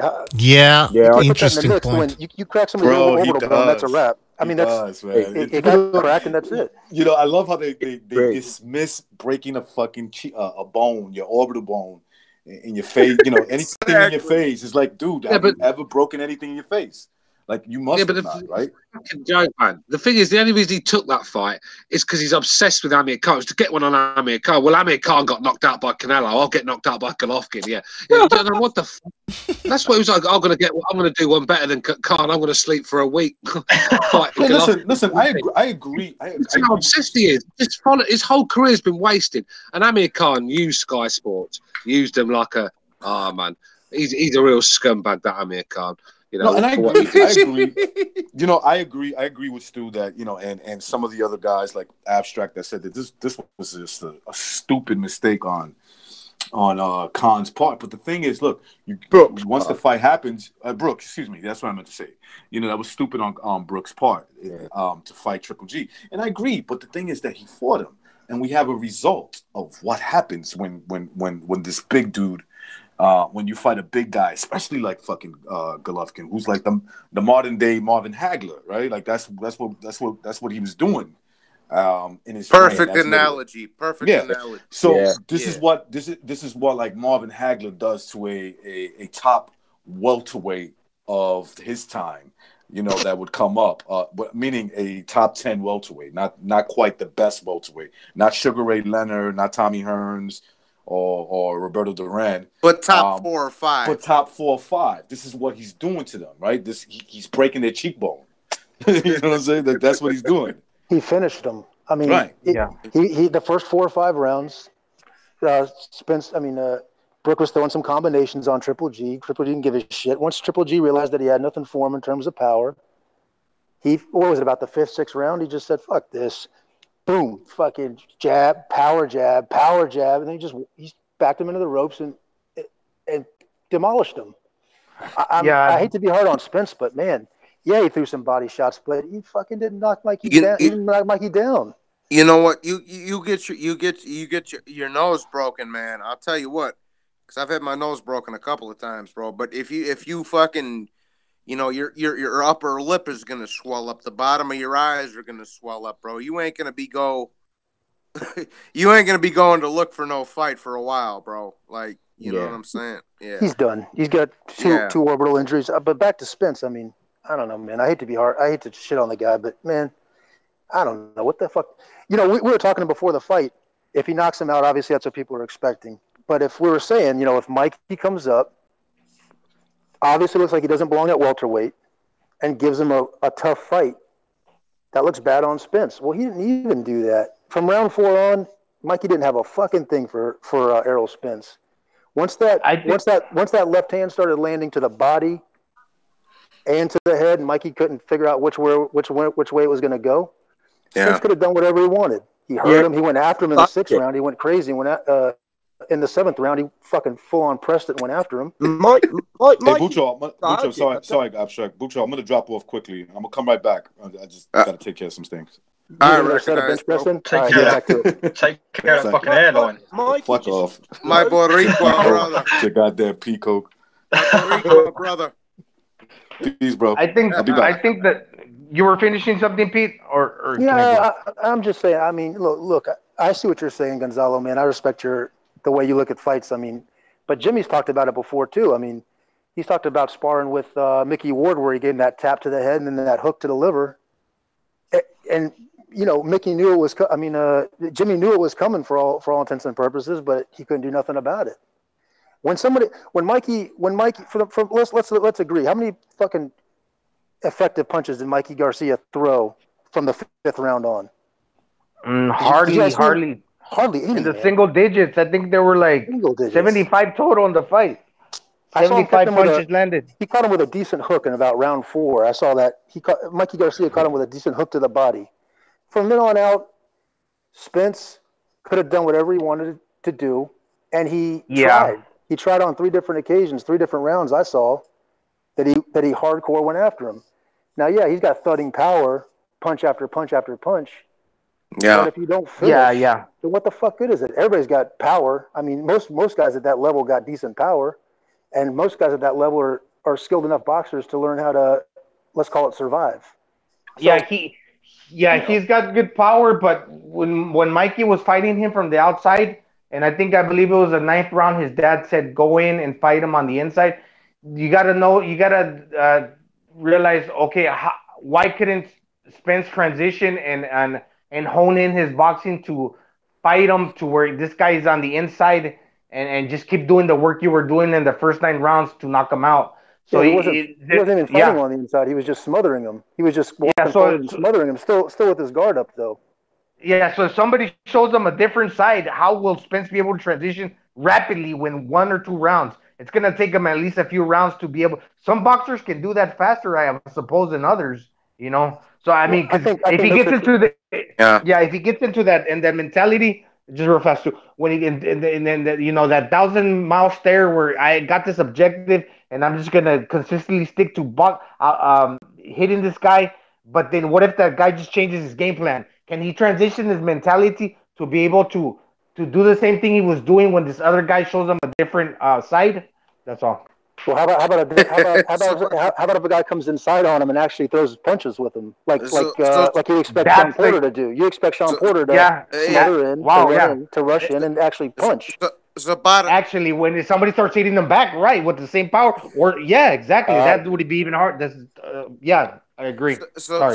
Zapata said Spence is so good he could resurrect Ali and then beat him to death again. Exactly. Let's not overrate him. That's all. I didn't see much, man. I don't know, man. That wasn't a good look for him. I didn't think.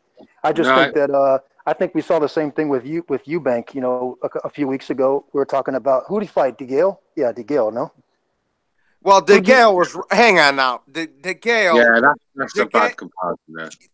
Let's not. Okay, now I have no qualms with Eubanks, but at the same time, let's not overrate that performance. No, I'm underrating it. I'm underrating it. I'm underrating it. I'm saying Eubank didn't finish fucking DeGale. Okay. Now, but DeGale was running like a fucking bitch. Name one fight that stopped DeGale. Hang on. DeGale was running like a fucking hoe from round 2 on. Yeah. He was a fucking 168-pound Floyd Mayweather, wasn't he?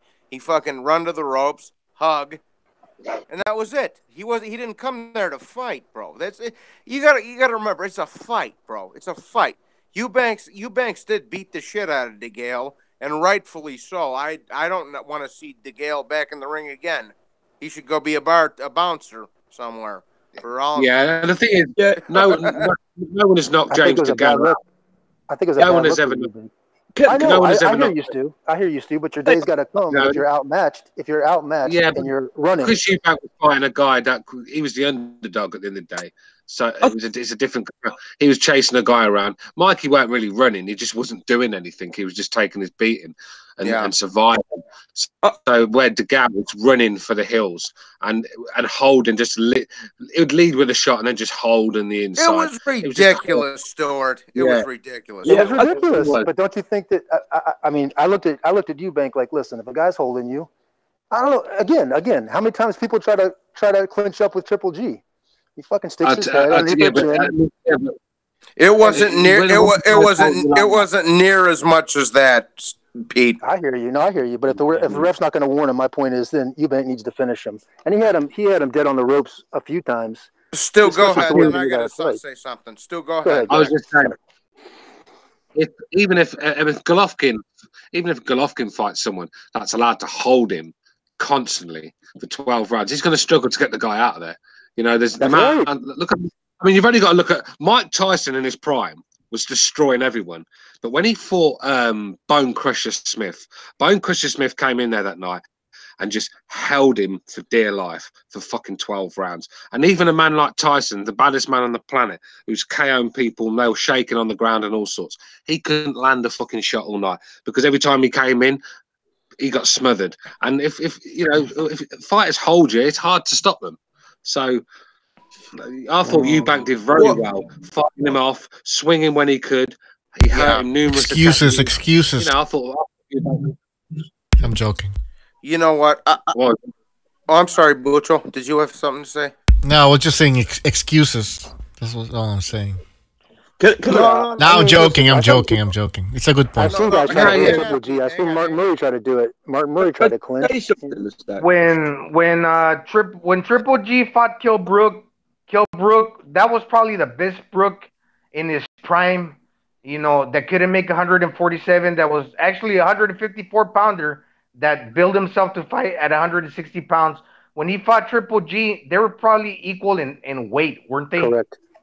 Yeah. Correct. That was the best Kell Brook there, you know, he must have felt very confident in himself if he was going to say, you know, I feel good at 160 and I'm going to challenge Triple G, you know, and pound for pound, I think his performance showed, you know, could kind of give us a gauge on how really good Spence is, because Spence had when he fought Kell Brook had to go back down to 147 after being 160 and after, you know, suffering a broken orbital bone and going 11 rounds, hard fought rounds that, you know, it was you know, pretty much an even fight. You know, it was an even fight. I don't think Kell Brook would have quit if it weren't for let's say Kell Brook didn't have a prior injury. You think he would have quit on the 11th round? I believe not. He would have made it to the 12th round. And what would we be saying about Spence now? Oh, well, he got a split decision. Maybe he got a draw, or maybe he probably would have even lost that fight.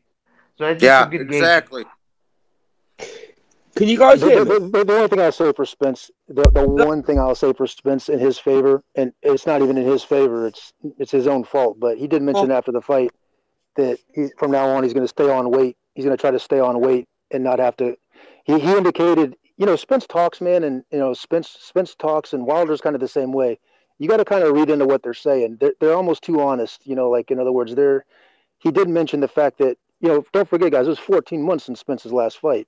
14 months. He was on a 14-month layoff coming into that Mikey Garcia fight, and the one remark that he did make was that, you know, the welterweight divisions, you know, I'm going after all of them now, and I'm going to stay on weight this time too. So if the weight cut had anything to do with Spence, you know, not showing out as well as he was expected to do, then I'll give him that. But other than that, you got to get Mikey Garcia out of there.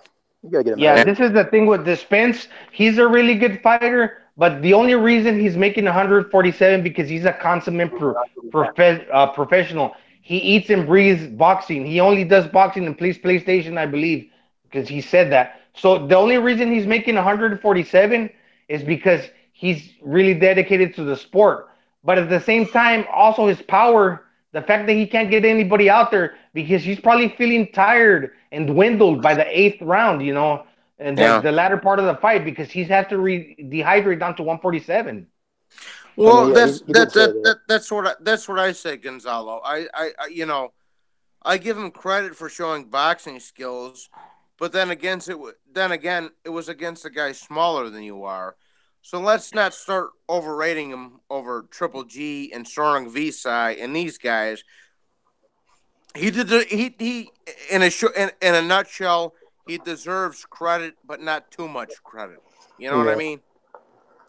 You know what I'm saying? So yeah, I think there's only a few. I didn't expect him to. I didn't expect the fight to go like that. I mean, I knew there was ways he could have looked bad, you know, in terms of if Mikey Garcia gave him a fight when he shouldn't have probably, but he didn't even try to give him a fight. You know, Garcia. right after the fight, Garcia was saying, "I'm going back down to 135." Like he's telling you flat out, I don't belong at welterweight. I'm not staying at welterweight. His brother gave a candid interview I think that night. It wasn't to Ellie. It was to. I think it was to Fight Hype. Maybe Fight Hype got a hold of him, and he was real candid about it. He goes, "Man, hang on. didn't have anything for him." Unrivaled, my Irish brother. Hey, how you doing? What's up, man? What's up, brother? How you doing? Not bad, not bad. Fucking Garcia, the talk of Mikey Garcia is draining the life out of me. I reckon since the Errol Spence fight, I've lost 15 years of my life talking about this guy on this podcast. No, we're not bringing him up too much. Oh, bro, people still talking? Every show. You bring him up every show. People still talking about that? No. He used to talk of every show. Why are people still talking? Yeah, but that's exactly. Why are people still talking about it? Like, why are people still talking about because that fight? Because more so, Garcia's a gauge to see how good Spence is, especially him being the smaller guy. That's why people keep bringing him up. Gates to what? What? Mate, wait, hold on. To the fact that he hasn't proved anything. To the fact that still a lot is out there to be proved.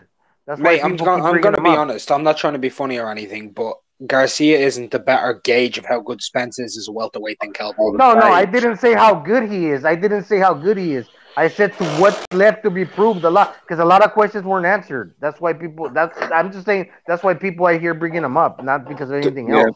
No question was answered. Yeah, they've not answered, and still, at the end of the day, we want to see him in there with a big welterweight. That's, to be fair, Kell Brook's a better win than you guys give him credit for. I think Kell Brook. I think Golovkin had broke him down, sort of thing. I'd have liked seeing Spence fight the Kell Brook before Golovkin. I think that could have been a lot harder for him. And then that's a good big name to me. Mikey Garcia was. You're breaking up, Stu. All right. Yeah, you're breaking up. I'm listening it up, bro. What's up? What's up with all that shit talking, bro? I'm being real. Because I picked honest.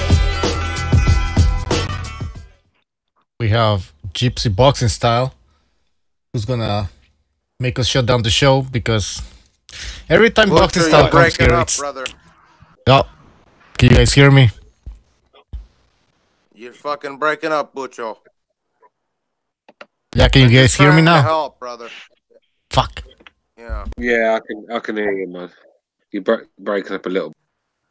Stephen Schneider's got a good comment in the chat about Kell Brook. So I always say Brook is good. When you go on resume, actually, it's not that good at all. Yeah, I know. We of course, I give him stick now, so that's not a lie because I've given Kell Brook a hell of a lot of stick. Criticised his resume. One good win in 5 years. That was against Sean Porter. But I know for 1 minute, you stick Kell Brook in there with Mikey Garcia, and Kell Brook will stop Mikey Garcia. I agree with that. Yeah, I agree with that. Like, I never said Kell was good. I just said he's a better welterweight than Mikey Garcia. No, yeah, I mean, then again, so is Lamont Peterson. Yeah, I don't think you guys are giving Mikey enough credit, bro. You guys are not giving. That was a first fight at 147. What's up, guys? What's up, homies? But I don't think you guys are giving him though. I'm gonna be honest with you. I don't like Mikey. I like Mikey's. I don't fucking like Mikey neither, Gypsy. Yeah, bro, I don't like him either, bro. I hate the guy. I don't like his attitude. I don't like how he. You like Errol Spence though, boxing style, because you've been sucking him off for the last week. Bro, I respect fucking boxing skills. I don't respect their skin color or whatever the fuck they are. Why? Showing that ring on it. Dude, listen, look, he was the speed, just like how Garcia was too fucking slow for Usyk. And obviously the foot movement and all that shit. But speed-wise, even speed, like Canelo might not have great fucking foot movement, but he has phenomenal fucking hand speed. The thing with is, you didn't have that speed to match up with him. And when he did have the timing was his number one thing, bread and butter. That motherfucker has showed some head movement that I'm pretty sure Mike had never seen that Errol can do. But the thing is, though, he lasted 12 fucking rounds. You got to give a guy credit for lasting 12 rounds, man. You have to give him credit for that shit. I think that's. Yeah, no, you know what, Jim? He blocked a lot of shots. He even the reason why Spence backed up a couple times is because he got caught with an uppercut, which he figured out eventually. If he figured out eventually, he's like, "Oh, I'm not gonna get caught with that same shot again." But Mike, He's not Mikey can gypsy. cook crack. Gypsy. Yeah. This is one at a time, boys. Butcho's asked me to take over. So one at a time, please. Yeah, go ahead. no. Go ahead. I was Stuart. Do you want to go ahead? I'm sorry. No, crack on. No, just one at a time. You can go, John. Just one at a time. Oh no disrespect, but boxing. But like I say, at the same time, let's not overrate this guy's power. I mean, he couldn't get the fucking lightweight out of there, for Christ's sakes. That's what I'm saying, man. Yeah, well, I mean, you know, shot placement more than power. Who's power? Who's power? Johnny Boy's talking. That's right. No. I know. I'm saying who's power. Errol Spence. No. Spence got good power, but he can do that. Can he do that when he's going after a target, or when this guy is doing something, but then he decides to change, show you a different look? You guys readjust and do that. You guys not looking at the fact that Mikey blocked a lot of good shots. For crying out loud, fucking Lipinets fucking did more damage to motherfucking Mikey. You know, Lipinets did more damage to fucking Mikey did. I mean, come on, man. I really did. That doesn't make any sense. That doesn't make any sense. You're talking We're focusing on the wrong guy. Let's focus on the fact. Let's focus on the fact. Mike, we can talk about Mikey going all 12 rounds all we want, right? We can talk about it. He lost every fucking round. Yes. That doesn't matter if you go 12 rounds and you get beat up in every single round. That just means you were shit. I agree. I agree, but that was only a speed difference. It wasn't because of the skill set. It's just a speed difference. That's all it was. And maybe it was a speed difference. I don't think it was a speed difference. It wasn't a speed difference. That was a ginormous speed difference, bro. The biggest difference was the size, man. The size. Yeah, it's the size. Mikey's a good fighter, but at 135 and 140. When he's pitted against 147, more likely of 154 pounds. What I'm trying to say, he's much bigger than him with longer dimensions. He's just gonna get beat up any way you look at it. Even if Mikey's a good fighter, if Spence is equally as good, he's gonna get thoroughly outboxed with 12 rounds. So I'm saying it's the wrong conversation to have about Mikey because he was out of his depth. That's all. He was just out of his depth. Excuse me, not to interrupt, but what's the Irish fella's name? I seen him on Del Boy before. You can call me McGregor, man. McGregor. McGregor's short, man. Just asking, fella. I had seen you on Del Boy before. God bless you. Huh? McGregor retired yesterday, from what I heard. Conor did. No one gives a shit about Conor McGregor, man. I'm just saying. McGregor got retired. Yeah, God bless you, fella. I was just saying hello. That's all. Nice to meet you, man. Yeah. I agree. Johnny, right? I echo what a lot of panels say. Like, someone's got a fucking phone ringing in the background, man. Yeah, don't I know it? It sounds like a fucking dildo kicking off on the counter. Someone answer the phone. It's not just any phone. Johnny Boy, what are you drinking, Johnny Boy? What you been drinking, Johnny Boy? It's not just any phone, lads. It's a messenger. Someone answer it. Messenger. Mute yourself and answer it, bro. There you go. Right, someone answer the phone. Who is it? Jesus Christ. I'm muting everybody, trying to find out. But can't you see? It was Gonzalo. Yeah. Oh my God. No, I echo with what Stu McGregor is saying. A lot of panelists saying. I don't rate that Garcia win for Spence. I think even the win over Peterson is a better win at welterweight than the win over Garcia. I don't even think Garcia might not have been the top three, one of the best Spence's wins at welterweight. I honestly don't. I'm gonna tell you something. I think Kell Brook with the Kell Brook fight with Errol Spence. I think Errol did not respect the power of Kell Brook. He just walked through him. He did not show any boxing skills. He walked through that fool. He knew he had to finish him. He might have lost on the cards. At the same time, hits a lot harder. He hits a lot harder. You think he respected Mikey's power? I don't think. Or I think he did. Why would he box his ass? Why would he box his ass? Why would he just run his ass over just like he did the rest of the motherfuckers? He tried. And he failed. Exactly. He failed. Okay. He failed. But that's the end of the rounds, the end of the fucking fight. And like from the 8 to 7, something like that on. That's when Mikey got tired. That Mikey usually does get tired. Those rounds. He tried, but he couldn't do it. But he couldn't do it. That's exactly what I'm saying.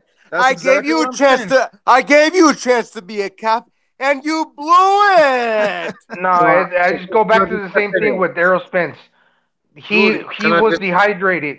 he's a 154 pounder squeezing to make 147 because his trainer told him go get him.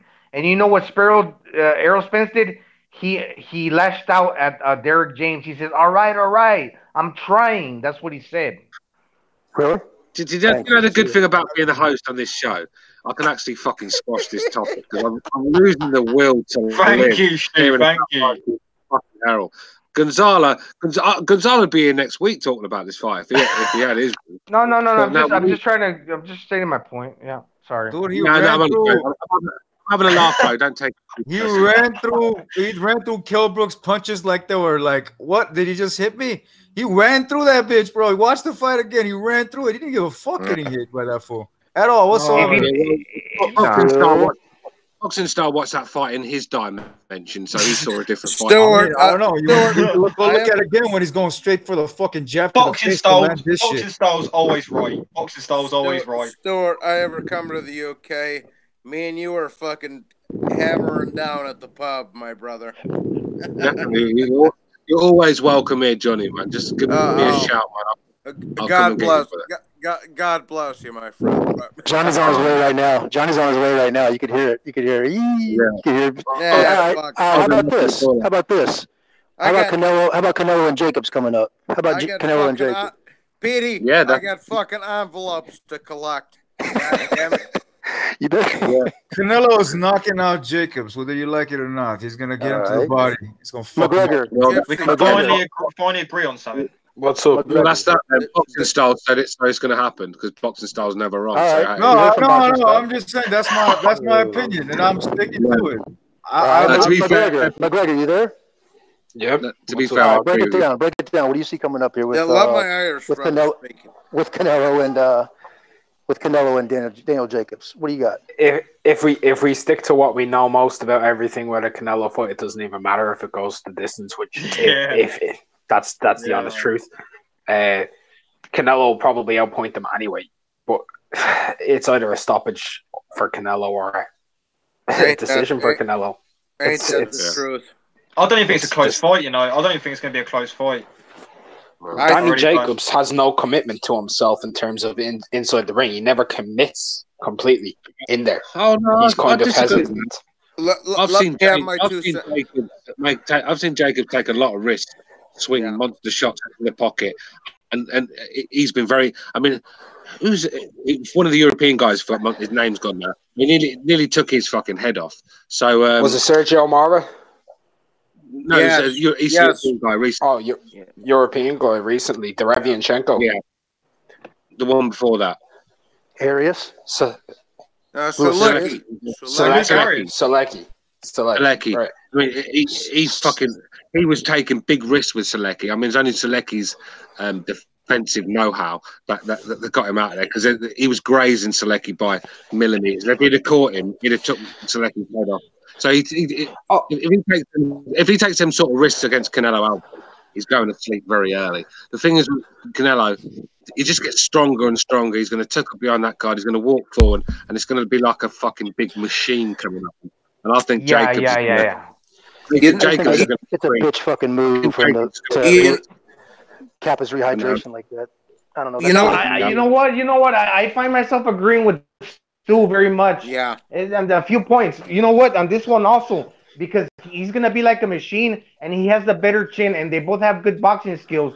So it's not like he's just going to go in there and totally get dominated by Jacobs when he can box also with him. But having the greater chin and him being the shorter man, he's going to be able to rehydrate better to carry the weight because if he's putting a clause on Jacobs that he can only gain 10 pounds the morning of, Canelo being the shorter guy, he can put on those pounds better for the shorter frame where he's going to be able to be stockier and be able to, to have that advantage because he's smaller. So he can be more stout and he's going to be more powerful where a 6 foot fighter is going to be, not have that advantage like he did with the Golovkin fight where he's just really, really big. Gonzalo, I think it's going to be a very good fight. I do. I think it's going to be a very good fight.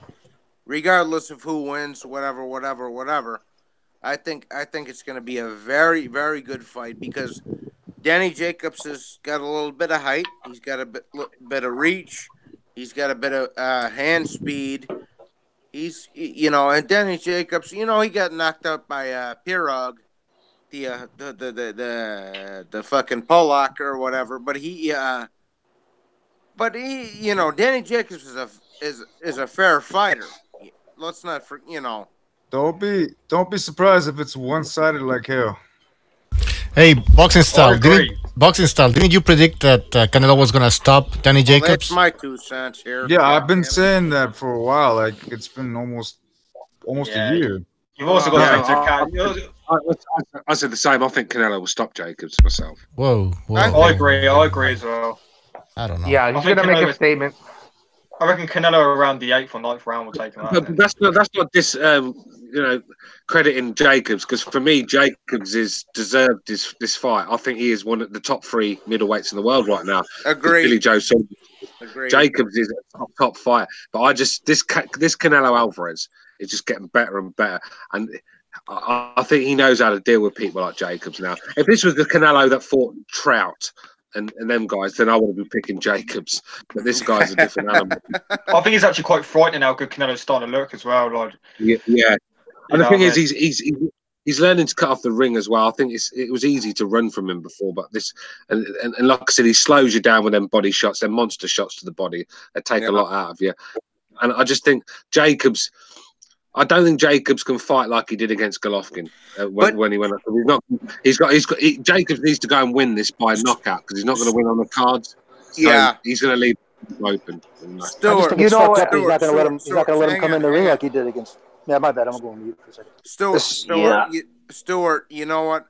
I think the same thing, but I think Jacobs is going in there with the mentality of Golovkin got robbed in that first fight, so I have to stop this motherfucker. Well, this is it. Yeah, this is it, and it's going to play into Canelo's hands. It is, because he can't go in there and fight like he did against Golovkin, because he's not going to get the win. I mean, he didn't get it against Golovkin, so he's not going to get it against Canelo, who's going to have the judges. So he has to go and win by stoppage, and that's going to suit Canelo. Yeah. And I've not seen, and there's nothing I've seen that can convince me that Danny Jacobs can knock Canelo Alvarez. I don't see anyone knocking Canelo Alvarez. I don't either. I agree, and I said Canelo on points, so that's just situated. I have to give credit to De La Hoya, credit to where credit is due, because he's developed Canelo into a fighter where at this stage in his career, where he's barely only 28 or 29, he's seen throughout the world as a veteran, which has a lot of experience. You know, maybe he didn't put on these impressive performances against when he fought Matthew Hatton, when he fought him, where he was able to him out. But he was a young fighter. Josecito Lopez he took out, you know, but now at this stage of the game, he's totally seen like a guy that's really, really strong, which is obvious by the display of his chin. You know, but also like his boxing skills are good, and the depth of his ring IQ is very good, because he's had a lot of fights. This can only benefit him, and compared to many other fighters that don't fight as much and as often as Canelo against top opposition. But I could also say the same thing about Jacobs. He's done pretty good himself as far as fighting competition and staying active. Gonzalo, bro, that Canelo is my age, 28, 27, 28, you know, and he's on top of the world. So he ain't got nowhere to go but up top. You know, Kabish? No, one last thing. Look, Canelo, he's not liked by maybe half of his fan base. Some people hate him, some people like him. I don't think he's such a bad guy.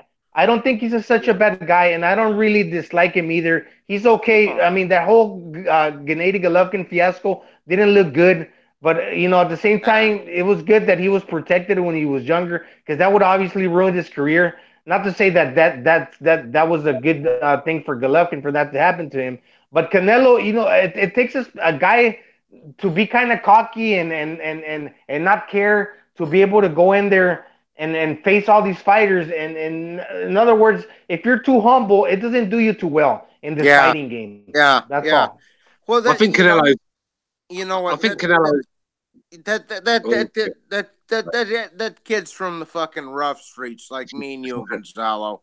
He's been fighting since he was 10 years old, bro.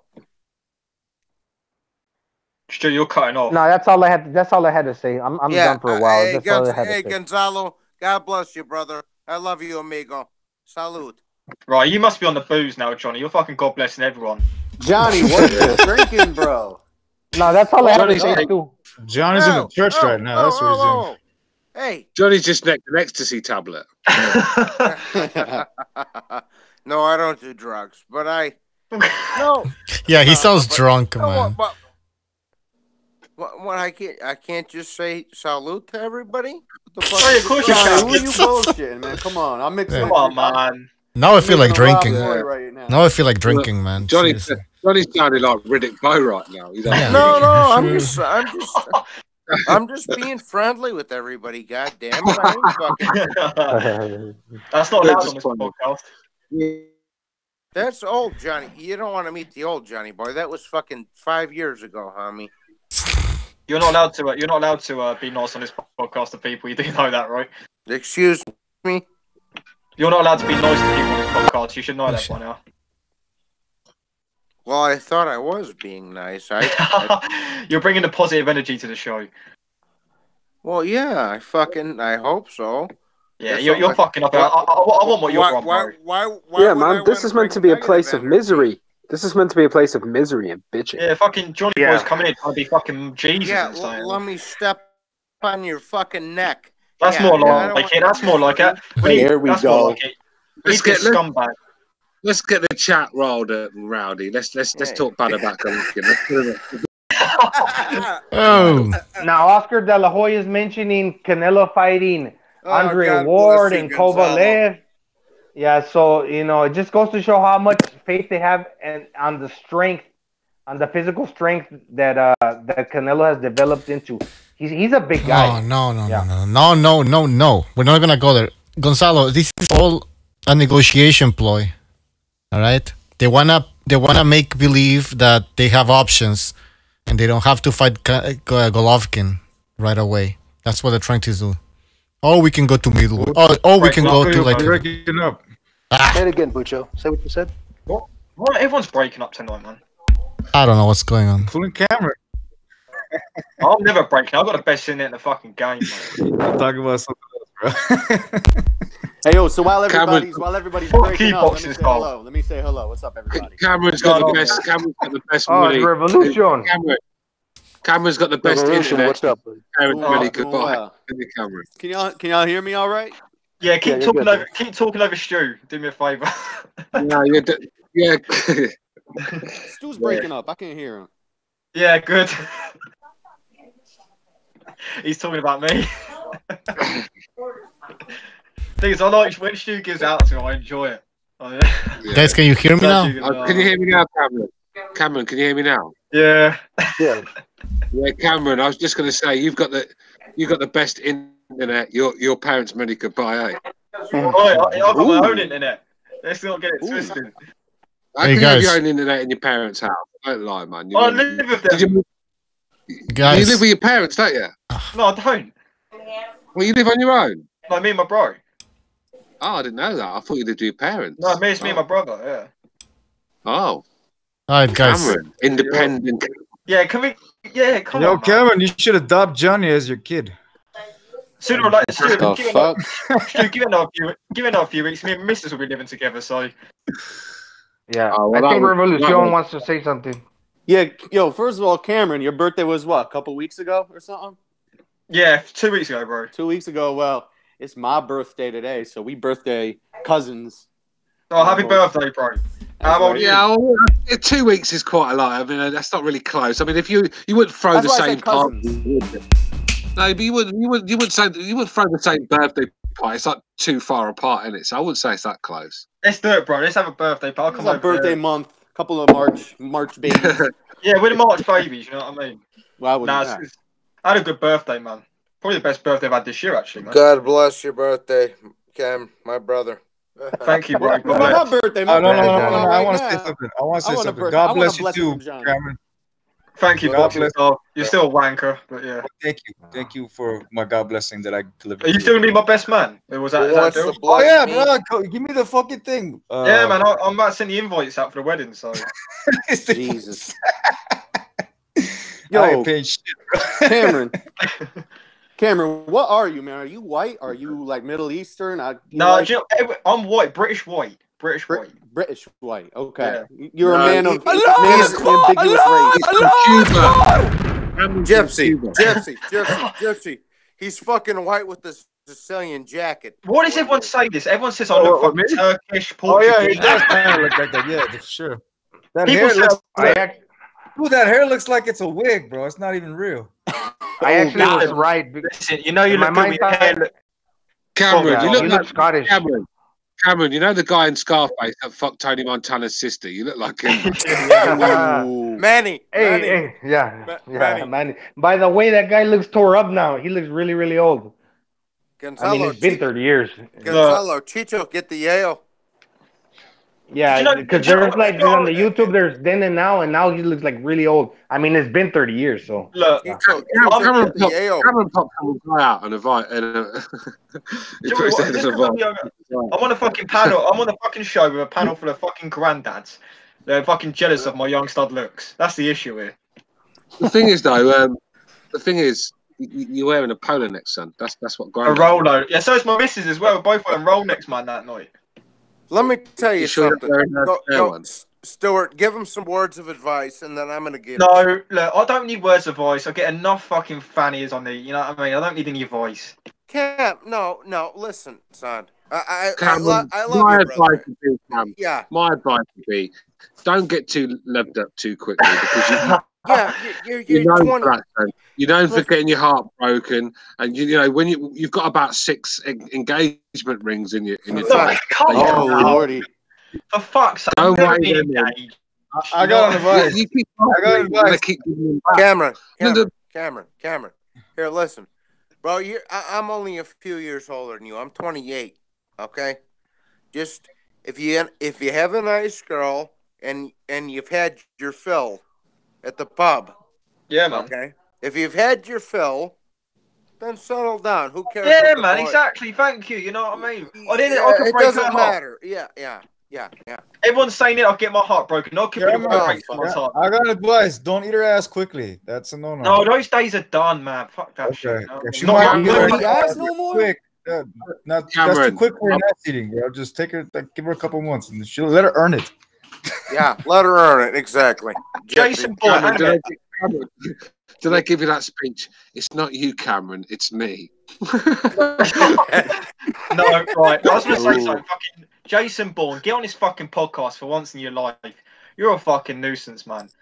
Jason fucking Bourne. I wish someone would just fucking end your YouTube channel, man. Jesus Christ. What is he having a go at you, Cam? No, he's always having fucking little banners. Yeah, he's always having a go at Cam. He's always having a go. I'd love to know you. I'd love to get a fight. Like I said last year, I'd love to get a fly snap and watch you die on the floor, Jason. I'd absolutely love that. Ooh. I think he's actually Polish. I think he's Polish. I'm sure he is.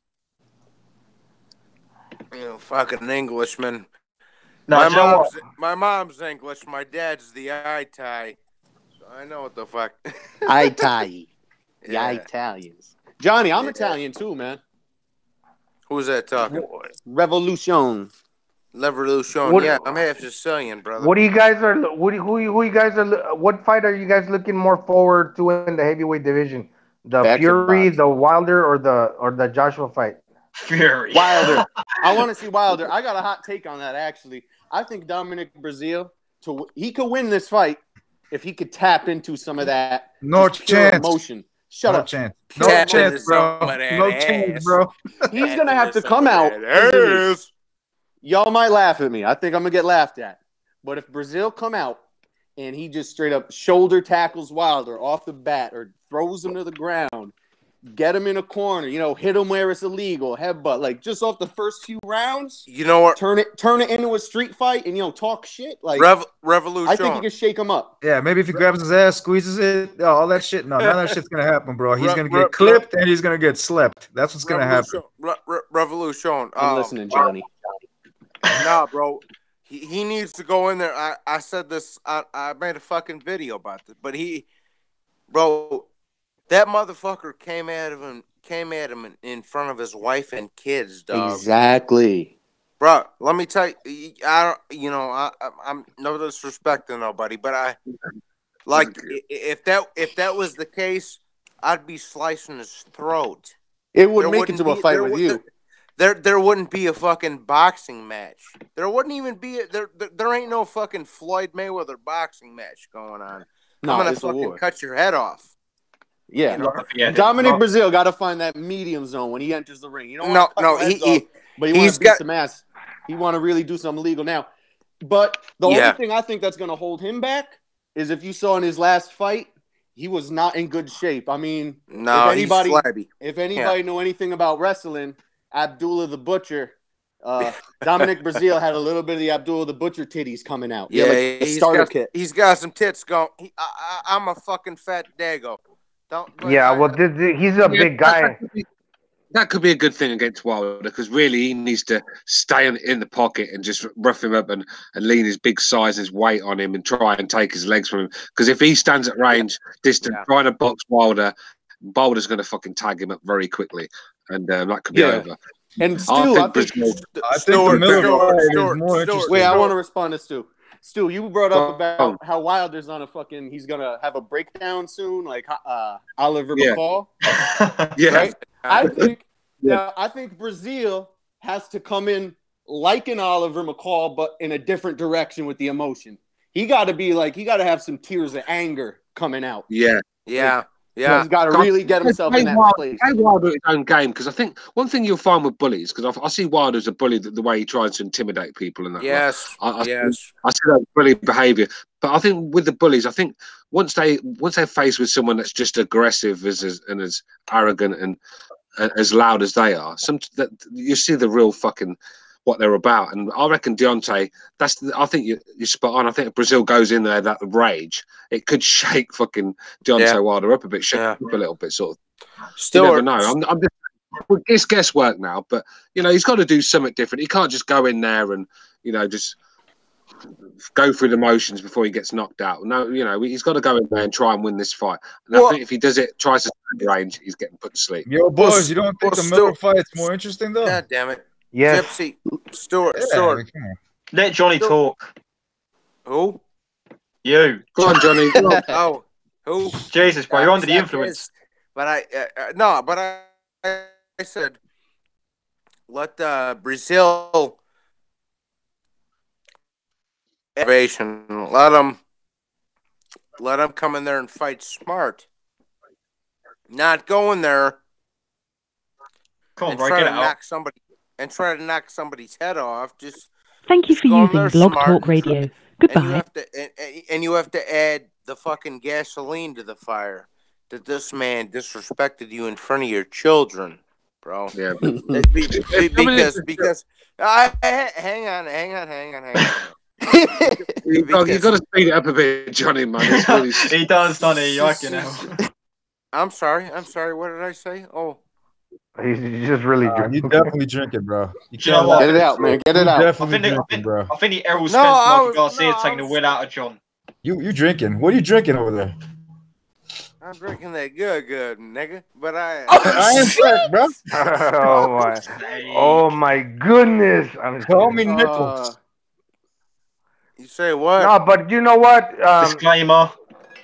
Yeah, I do find the Joshua Miller fight being more interesting. Nah. Yeah. Oh hell yeah, it's more interesting, bro. You got a big fat 300-pound guy. You got like a 250-pound guy that is obviously the better boxer between the two.